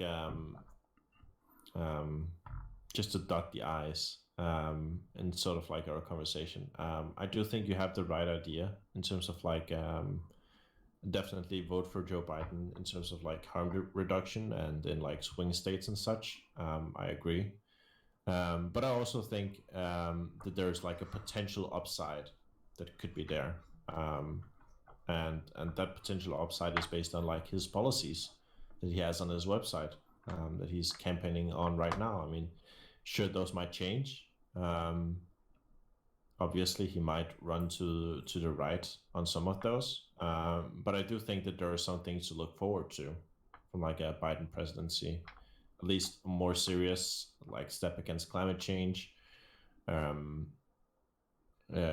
like steps taken towards like helping LGBT people, immigration. Immigration taxing is a very sketchy one. In terms of what? Like, I've kind of already addressed it. Like, the child detention centers started under Obama. Sure, but I'm pretty sure Biden has said that he would free the children at the border. It was like a debate question. I mean, it's that. I'm just saying. I mean, it's. I mean, if you think, I mean, he's just lying about his policies now or whatever, or like not gonna do it. I mean, that's your prerogative, I guess. But I think that there is reason to be hopeful, at least, in terms of like what is the democratic path forward. Yeah, I think the democratic path forward is to actually be a party for labor, and they don't want to do that. You know, that's what we're running into. The boomers don't want to do it because they're scared of the S word. Like, God, it bothers me so much, the electability argument. It's like, you know, you guys realize that the electability argument is based on you voting for him. And, you know, if your whole thing is to say that, you know, Bernie can't win, but Biden can, you have to look at what decides elections. And I keep saying it. It's not Democrats. It's not Republicans. It's independents. And who has more independent support? Primaries are a whole different deal. You know, not as many people show up, especially independents. But they'll show up in the general election if they have a reason to. If they don't, like if Joe Biden doesn't run on any policy, if he runs us on not being Trump, people are going to stay home. They're going to feel ambivalent to it all. Yeah, I mean, the only thing I can say is that it seems like Biden beat Trump handily on polls, and in terms of like everything that's happening up until the election, it seems like all of those things are bad for Trump, and It seems that way. Yeah, and Trump is like a historically terrible candidate if you look at like his overall approval ratings and such. So I mean, like by all metrics that I think I can find, it would seem that Trump is going to lose to pretty much anyone. And I think Biden is liked enough. He doesn't have like big scandals looming like Hillary did. And again, Burisma. And also his brother's being investigated. Guess what his brother owns? Yeah, I don't know. It's not something I've heard about. Healthcare company. Sure. Yeah. We're going to be hearing a lot about that. Like I said, he creates Trump's Oppo research for him. I mean, I think if I was to take like an educated guess, I think one of the things we're gonna hear the most about is like Biden dementia, because that's already starting and people are already talking about it. And I just think it's also Burisma. But do you know what the problem with Burisma is? No. The problem with Burisma, the whole Burisma quote unquote scandal, is it the Ukraine thing? Yeah. It's not that it's illegal. We all know it's not illegal. But it is scummy as fuck. And again, it doesn't matter what Trump does. Because I know he's got his sons in the White House. He's got his son-in-law and his daughter in the White House. Yeah, of course he does. But it doesn't fucking matter. He just has to convince Democrats and independents that there's no real discernible difference between the two. And he can do that. I mean, it's already working. I mean, he's already convincing a lot of like, from my point of view, like a lot of like Bernie voters that they're the same. I think it's just a shame. I don't think what Trump is saying is having any effect on leftists. I think what Biden has been saying has been having an effect. Sure, but we agree that's the problem. No, I totally agree that they're not the same. I would never say that they're the same. I would say that, Amy Klobuchar is better than Donald Trump, but it doesn't mean anything in the long run. Sure.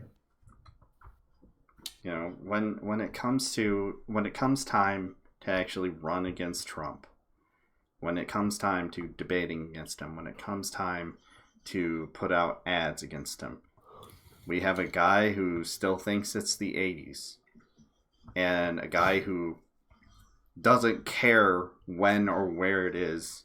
He's just going to drag them through the mud. And this respectability politics and this I'm not that guy and not talking about what you're going to do for people to actually encourage them, get them excited to come out, that does not work against Trump. Hillary Clinton tried that. Hillary Clinton adopted a lot of Bernie Sanders policies too, including tuition-free college. Did you know that? I mean, not really. I haven't looked into Hillary too much. I know. It's because she never said it. She never talked about any of her policy, but it was on her website. Sure. But it didn't mean anything because she didn't run on that. Sure, but I'm not necessarily saying that it's gonna mean something about like running on it or not. I'm just saying like it might be a possibility once they get into office. I mean, it doesn't say anything to like Biden's chances of beating Trump. Okay, so your argument is I should be more excited about him getting into office. Yeah. If he does, which I don't think he will. I mean, yeah. I mean, I think there are good arguments as to like why he's going to beat Trump, and I think that once Biden gets into office, I think that there are reasons to be hopeful that there might be some like real progressive change happening because of the groundwork that's been laid by Bernie. I think it'll be, if he gets anything done in the supposedly 4 years, because there's been rumors about him not even running for a second term, which is Yeah, really that's really fucking stupid. Yes. Yeah. Like, if he gets anything done, it'll be very minor. Because his main talking point, the one that stayed consistent through all of his changing throughout the campaign, is his want to negotiate with Republicans. And we've seen that play before. Yeah, I mean, you keep mentioning like what happened 4 years ago, but yeah, I mean, and Obama was pushing more. Joe Biden doesn't even want to. He started from the weakest position he could in negotiations. I mean, it's just politics, right? I mean, you can definitely make mistakes as well. I mean, sure, but also no, because you want to start from as strong a position as you're willing to do to end up in a position that you consider reasonable. If you're talking about, a kind of honestly weak public option that still leaves over 10 million people still uninsured, where is he going to move when he moves to the general election, and then where is he going to move further when it comes negotiating time with Republicans? I don't think he's gonna move much on that. Honestly, I think it's a mild proposal. Obama did. Sure, but it was also a different time and like a different starting point. Yeah, the starting point should be single payer, but it's not. He's starting. He's starting to the right of where Obama was arguing at this point of the primary in 2008. Sure, but I'm not saying starting point as in where he starts arguing. I'm saying starting point in like what what the current state of healthcare is. Like right now, healthcare is better than it was before Obama. So in terms of that, like what Biden is proposing is like improvements, but it's also not like very radical improvements. So it might be something that he can actually get past, and it just depends on like what he's gonna give in the other end. I mean, like I don't buy the argument that because it's more right wing, more moderate or whatever, that it's more likely to pass. I don't buy that at all. I mean, it's all in the negotiations. I mean, I think is going to happen is that he's gonna give Republicans something they want, and then he's gonna get something like this passed. So like maybe tax cuts or whatever, and then getting something like this healthcare bill passed. I don't think he's gonna compromise much in the bill. Or he'll just get like a slight extension on the like a slight increase in the eligibility for the Medicare buy-ins across the states, which didn't help that much at all. And then he'll reinstate the stuff that Trump has gotten rid of, like the individual mandate and otherwise, and that will be it. Like that. Sure, that's not gonna do anything for anyone. But okay, so let's say that's true. Do you think Bernie would have gotten more by just starting at a higher point? I mean, yes. I don't really see the value of starting at a higher point if you got nothing to negotiate with. So, God, how do I put this? I'm trying to think of an example in politics, but the only example I can think of is like, so I have been very much a shrewd negotiator when I bought like guitars, when I bought cars. I always start from like, here's what I would like to pay. And it's always way lower than I know a person is willing to. Like, not to the point where it's ridiculous, but to a point where it's like, oh, well, okay. Like a lot of people, they start at, well, how low are you willing to go? Which is a dumb place to start. That's bad negotiating. So I start from that position, and I'm able to move them. And I'm able to, kind of be like, yeah, I just don't know. Look, I kind of like your price, but it's still a little bit too much. And, they'll go, you know what? And I've done this with stores. I've done this with Guitar Center, all these places. I've moved them anywhere from $50 to $100 off of equipment. Just by doing that. Sure, but we also we also recognize that you negotiating like for a price in the store is different than like political negotiations, right? I mean, I Not do too much. negotiations. I mean, like when you're buying something at the store, right? They want to sell you that thing, and it's still profitable for them to give you that thing. Like in a political negotiation, like it might just not be profitable for them to give you anything at all. Could Like be, why yeah. would they? Why Yeah. would they? And that's the So the way Republican that you side. Yeah, exactly. So the only way that you're gonna get something is by giving them something in return. Or else you're just not gonna get anything. They're just gonna say no. And when you're talking your negotiations, what they're never gonna give you a better price than what is profitable for them, right? Because it just doesn't make sense for them. So let's say the guitar it cost them $100 to have, and they might be able to sell it to you for like 110, but they're not going to sell it to you for like 90, like no matter how good you are at negotiating. No. But I have gotten it down to about 95. Yeah, sure, but I just an example. Yeah, but I'm able to recognize what's realistic. My point is, like, you look at what he's going to be up against. People who aren't going to work with him, who aren't going to give him any of their votes ever, no matter what. And he wants to give them as much as he can to get a vote. That's never going to happen. And he's starting already from a very weak position. He's going to keep moving to the right to do that. Yeah, but I just don't think he's gonna like compromise much on his plan. Like it seems like he's gonna give them other things instead. Why wouldn't he? He said his big focus is to work with Republicans to get these things passed. Why wouldn't he? That doesn't mean compromising his like that literally makes my argument, right? Getting these things passed. That's what he says. But he's gonna work with Republicans to get these things passed. Doesn't mean like getting something else passed. Right? Only if you mean not what he intended to get passed. Something that would actually help more people, the most people he could. Like, if his aim is the public option and he doesn't even get that, if he gets a small increase in the Medicare buy-in, like, let me tell you, man, I've talked to people all over this country, even, from states that didn't adopt it, which was a complete Obama capitulation to make it not even mandatory, but states can choose to opt in. Guess which states decided not to do that, by the way? Yeah, Republican ones. But, let me just finish. So,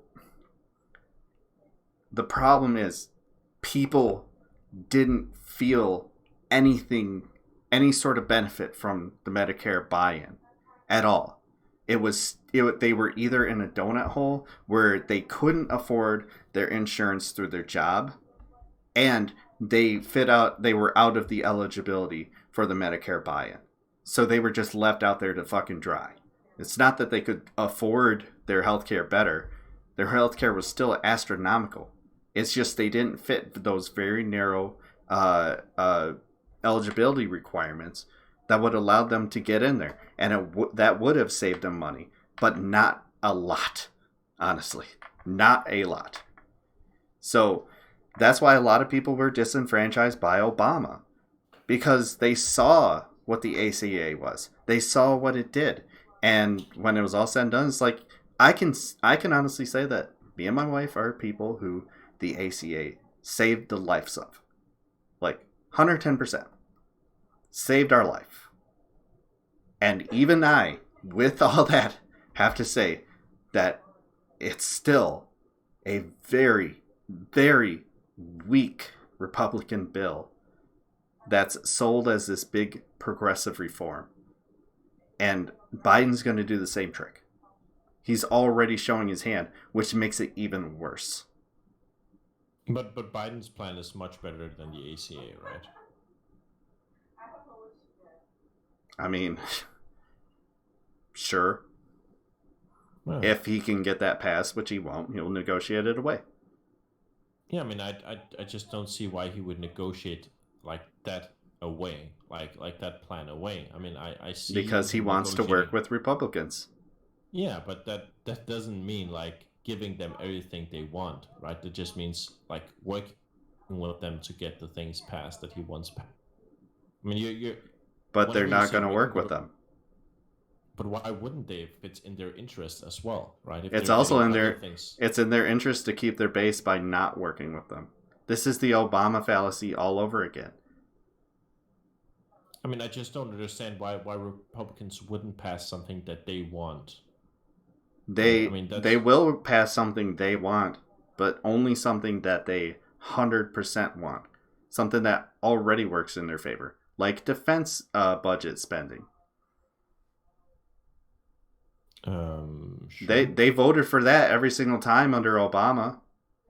But, you know, passing ways of funding like welfare across the country, they blocked that all the time, to the point where there was government shutdowns.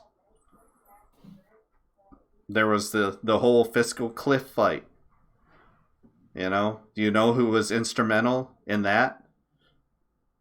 Again, Joe Biden. Yeah, I mean, again, like what I'm saying is just that, like Biden, what's most likely going to happen is that he's going to negotiate for things that the Republicans want as well to give them in trade for his policies. I mean, there's no reason to negotiate down, like from his current stance if he doesn't like gain anything from doing that. And like if the Republicans don't want any kind of Medicare passed, like why would they say yes even if he did negotiate down? I mean, what's going to happen is that they're going to ask for something, and then Biden is going to be looking to give them like what they want in exchange for his Medicare bill or like his. What if bill. what they want is a complete repeal of the ACA and nothing else? I mean, but then Biden obviously wouldn't say yes because what's the point if he's negotiating for healthcare? Mm-hmm. Yeah. And he'll never get their votes, and he'll keep trying. And that bill just moves more. But then he's gonna give them something that they want, right? Other than what that they not wanting the repeal of the ACA. I mean, he's gonna say, well, I'll give you some tax cuts here and there, or like give you something, I don't know, something else. I'm not gonna pursue that. And they'll say no. Okay, well, in that case, then it doesn't matter whoever gets in. I mean, that's the problem. That's what I keep saying. So, that's the problem. I just don't think. I think that's very like fatalist kind of view. I mean, I don't think that's realistic. That's the Democratic Party. Unfortunately, like that's what the Democratic Party is. Like, they're not trying to get like policy passed or anything. They're not even trying to win. I mean, it doesn't seem like it. Like, I think they think this is going to win, but they're trying to not. They're trying to have both. You know, they're trying to be on both sides of the fences. They're trying to be like, you know, oh yeah, we care about gay marriage if it polls well. You know, oh, we'll raise some taxes, maybe. You know, just ignore the increase in like the ability to go after tax havens and all that. You know, just ignore all that. Ignore all the things that we're doing for them. Ignore the fact that we're cutting away at, you know, things like the earned income tax credit and things like that, which Obama did. But, you know, shit, like the Republicans still won't admit that the majority of the stimulus package passed by Obama was tax cuts. They won't admit that. They say that it was a big spend measure and it raised taxes. But it didn't. It cut them. And they will never admit that. Because they just don't want to give in. They don't want to give in to Republicans. But what taxes did it Democrats. I believe there was some minor middle class tax cuts. Some business tax cuts. I mean, when it came to the Bush era tax cuts were still in place, so there wasn't a lot that he could do. But they were there, and all they kept calling it. They kept saying that he raised taxes on everybody. It doesn't matter what the truth is. It doesn't matter. Like, they're always going to say no. Democrats are always terrible. We will never work with them. We will never compromise with them. They'll never get our votes. And people like Joe Biden will keep trying.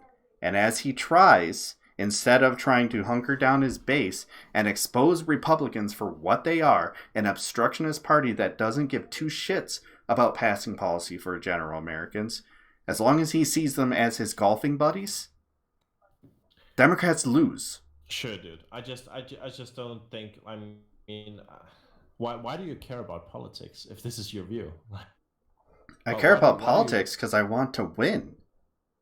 Yeah, but like, no matter, like, there is no winning then, right? So like, even in this country, yeah. But so like, why do you care? Like, because like, if even if Bernie got in, like, even if we won and Bernie got in, the most progressive candidate ever, he wouldn't get anything passed, right? He would get zero things passed. Well, like, from your point of view, there's ways of doing it. Like, it's not to already start from a weak point and then tell Republicans, I'll work with you, wink. It's not that. Yeah, he's going to work with them to get the things passed that he wants passed, yeah. Republicans respect strength. And Republicans want their policies passed as much as Democrats do, right? Yeah. Yeah. But they respect strength. Okay.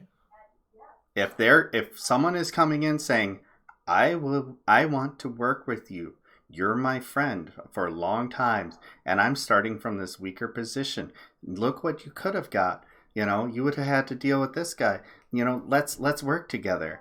Mitch McConnell will just say, yeah, okay, buddy, go fuck yourself. You're not getting any of our votes. And then go on a golfing retreat with them the next weekend. He did the same shit with Obama. I really don't see, like, I mean... 8 years of Obama, dude. It doesn't make sense why this would work. Like, starting at, like, an absurdly high position that was never going to get passed. I mean... Well, here's how you do it. Okay, here's how you actually negotiate with Republicans. You start from that position of where people want. You get that popular mandate. And then you force them. You say, look, you're either going to vote on this up or down, and if you decide to vote no, I'm going to run so many campaign ads against you, I'm going to tell all of my base to show up in your offices. But if this was working, then why isn't, like, universal background checks passed? Well, that's they didn't do that. But that's got, like, what, 95% approval rating from, like, the people? Yeah. Yeah, so why isn't that passed? Because nobody's done that. Okay. That wasn't. So they're just not smart enough. Thanks for the bits, Moza. Sorry, I got the music in my hair. No, it's that they don't want to. They don't want their policies passed? No, Democrats don't want to actually get progressive reforms passed. They don't care. They want their name on something. They don't care what it is. Sure, but I'm not even talking about progressive reforms or, like, revolutionary stuff. I'm just talking, like, basic democratic, like, platform ideas that, like, every single Democratic candidate agrees on. Again, and why wouldn't they that is a very amorphous statement, because that doesn't mean anything. What is a general Democratic policy? It's shifted all around over the past 30 years. Yeah, I mean, yeah, of course, like, times change and, like, policies change. I'm not denying that. I'm the Overton window has changed. Sure, but I'm saying, for whatever time frame that you want to take it, Democrats have some policies that they want passed, right? So what's the point in not working to pass those policies? For who? For the Democrats. Like, why wouldn't they work to pass the policies that in the given time they want passed? It's not that they're not going to work to get the policies passed. They're going to try things to get them passed. But it's all going to be based in this belief that respectability politics works. We have been long past that. It has not worked for the longest time. That's why, Bill Clinton gave in a ton in his second term to Republicans, to the point where he repealed the thing that directly led to the 2008 financial crisis in Glass-Steagall, which, by the way, Joe Biden voted for that repeal. So, okay. Yeah. Yeah, I mean, sure. All right. I'm gonna go to bed. All right. Yeah.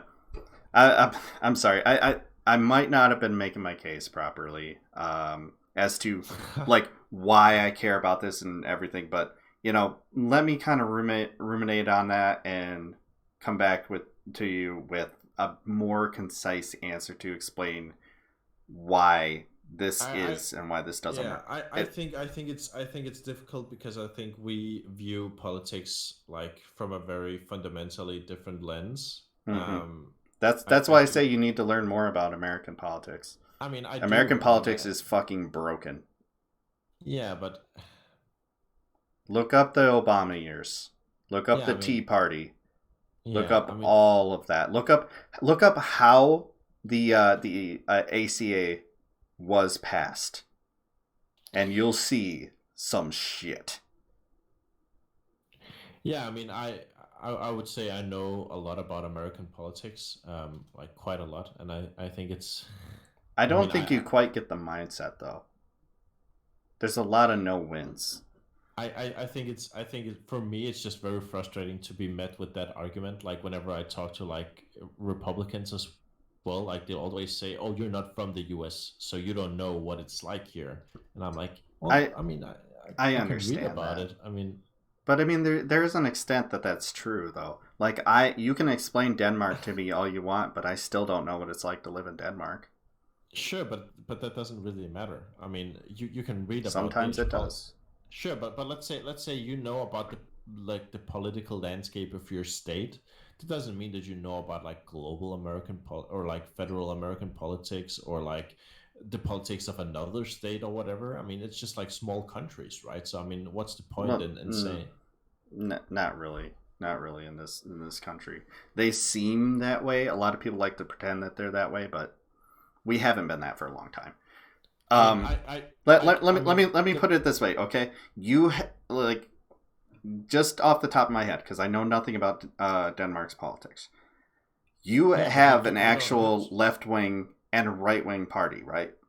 Yeah, but there's a difference there, right? Because Denmark is a little fucking shit country that like nobody really knows much about because it's got like 6 million people living there, and Denmark doesn't change anything. It doesn't mean anything because like Americans don't know anything about other countries' politics anyways because we're up our own ass. But they don't have to because the American politics are the most important politics in the West. I mean, most of our politics in Denmark, like most of our rhetoric from politicians and stuff that comes from American politics. And like in terms of what actually influences the world on a like on any kind of basis, meaningful basis, is American politics. I mean, American politics mean much more for me as a Danish citizen than Danish politics do. Because Danish politics, like nothing ever happens because it's just like two people in an infinite tug of war. And even if some side gets something passed, I mean, sure, it might change something a little bit in my day-to-day life, but it's not going to change the world. Which like whoever becomes the president of the United States is going to change the world. Yeah, I mean, I can see that. But I mean, I don't think that's not the point I was trying to make. Yeah, I mean, my point is there's this assumption that we have an actual left-wing representation in the U.S. I mean, you do in the Senate and in the House, right? No. The Democrats are not a left-wing party. No, but you have representatives within the Democrats who are left-wing. Very few, and they're often ignored. They're told to shut the fuck up. Like AOC and Ilhan Omar. You see how often they're treated like shit by the Democrats? Sure, but again, like that means that you do have representation, right? And it's growing as well, which is the important thing. Very, very slowly and with a lot of resistance. Like what you saw in this primary was the Democratic establishment coalescing around certain people to drown out one person. And they did it. They did it. Even to the point where they pushed for putting their voters' lives at risk to seal this thing up as quickly as possible. What happened yesterday would have been fucking travesty if any other country did it. Telling voters that, no, we have to have this primary on this day. This has to happen. Screw the coronavirus. They're just going to ignore you. Like telling mainly old people who are more susceptible to that disease that they need to go out and vote because they just want us to shut the fuck up and fall in line. Like, if you think that that's left-wing representation or that they give two shits what we say, they don't. Wait, okay, so I'm not understanding. So what do you think? Do you think that's like an anti-left-wing thing to say people go out and vote? It's an anti-left-wing thing to say people go out and vote during a pandemic when bars and restaurants and several business unnecessary businesses, as they call them, non-essential businesses, are closed down. I mean, I agree. When you're telling people to not show up, not be in large groups, to show up and by the way, they closed down a bunch of polling stations. I agree with everything you're saying. I don't understand why it's anti-left wing. Well, do you think it's anti-Bernie? Yeah. What? How? They wanted to seal this up fast. They know the longer this goes on, especially with the things that we're in right now, the longer this goes on, the longer they start thinking about, hey, wait a minute.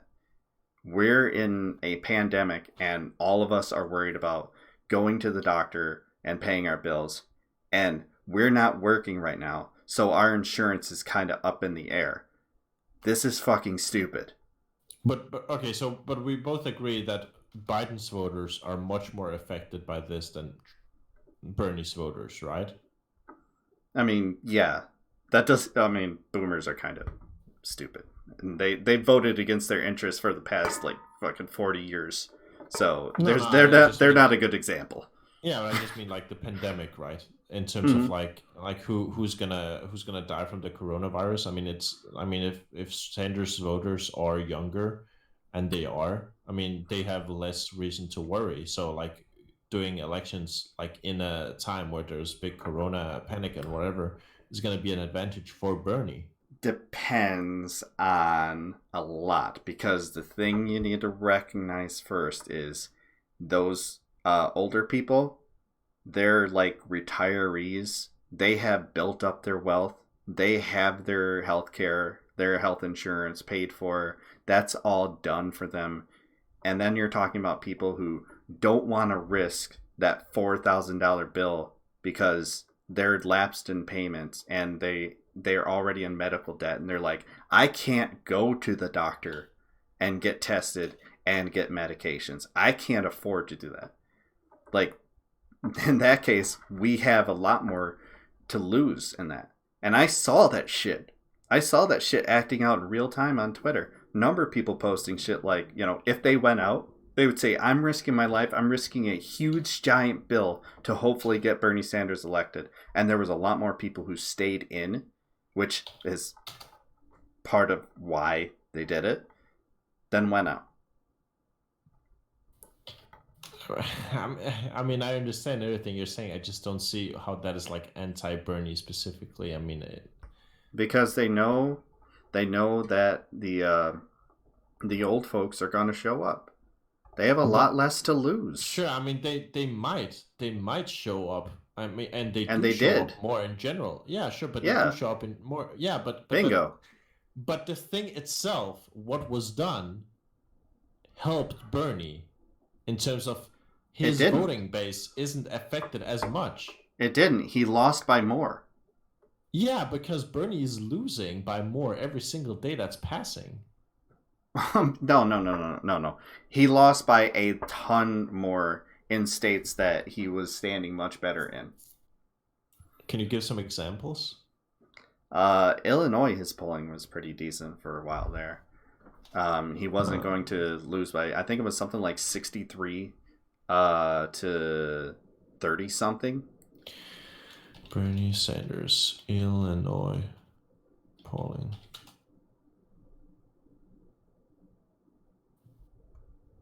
Yeah, the youth. You're right, Ice Baby. The youth didn't go out and vote. It's because they can't afford that bill if they get sick. I have health insurance and I can't afford that. Shit, the regular stuff that I got done recently, I can't afford. And if I knew, I've told this story before.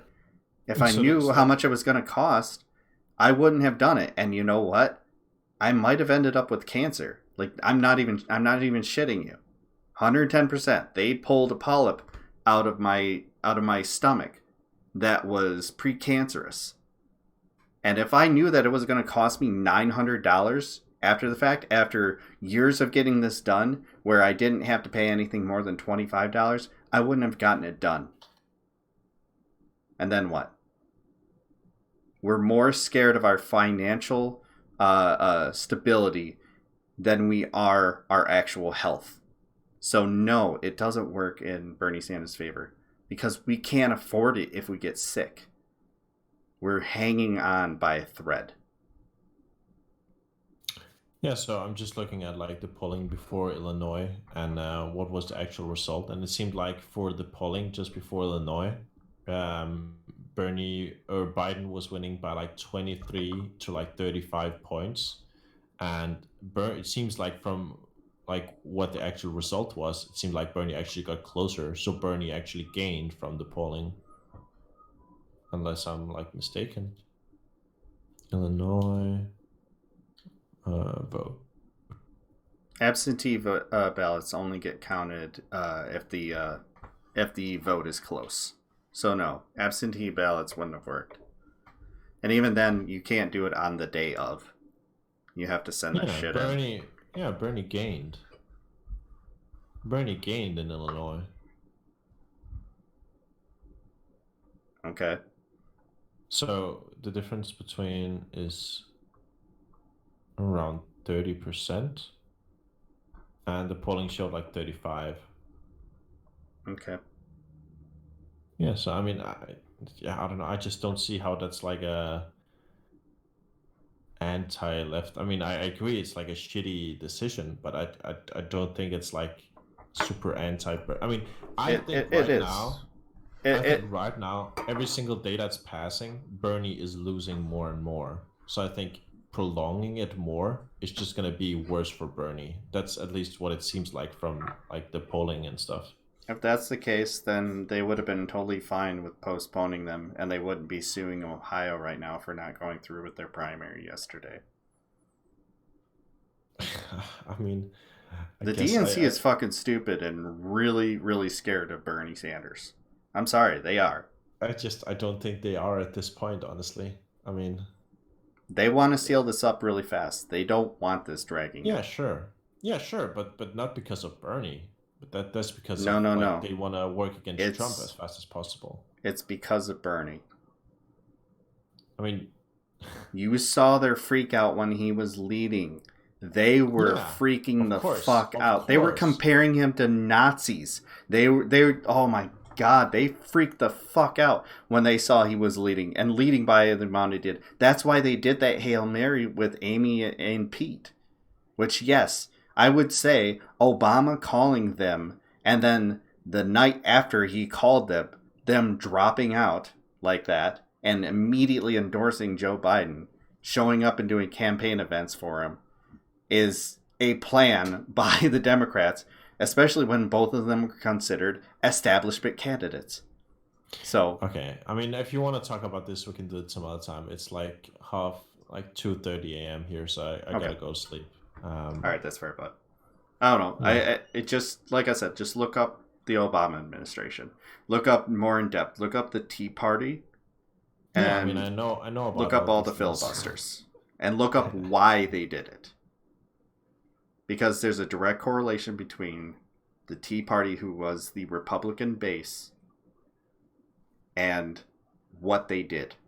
And look up how much they were saying to negotiate with Democrats. I'll give you a hint. They said don't. So just look that stuff up, because like there's a lot more to it than just, you know, oh, you know, these people just weren't properly compromising with each other, working with each other. It's more than that. It's one side didn't want to, and the other side did. Sure. I mean, if you want to get your stuff passed, you No. gotta have to compromise. One side didn't want anything to get passed by the other side. And the other side thought, hey, these are reasonable people who I can work with. Okay. Whatever. Whatever. I'm gonna go to bed. All right, man. I'm sorry. Just think about it. It's all good. All right. Have a nice night.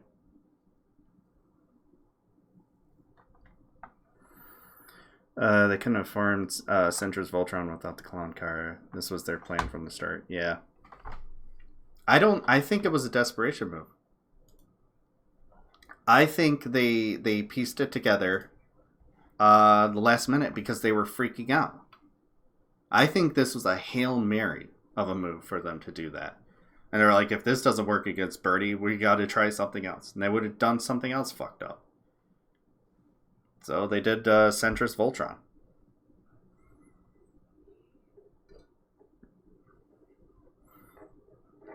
Ice Baby, yeah. Absentee ballots are only counted if the race is close enough. So, like in the case of, what was it? New Hampshire? Was it New Hampshire? No. What was the really close one? After Iowa. I can't remember. Might have been New Hampshire. They would count absentee ballots in that, and that takes a lot longer. But if there's no need for them to count absentee ballots, they wouldn't have. And you can't do those same day. You have to send those in the mail beforehand. And Bernie voters were planning on showing up to the polls, not, you know, being hunkered down, afraid they're going to catch a virus that they can't afford to pay for. There's a lot more to it than that. People should not be discouraged and absentee, is all I'm saying. No, I know. I get that. It's just what sucks about it. You know? Wouldn't that affect the overall percentage of votes counted if absentee voting wasn't counted in a close election? Yes.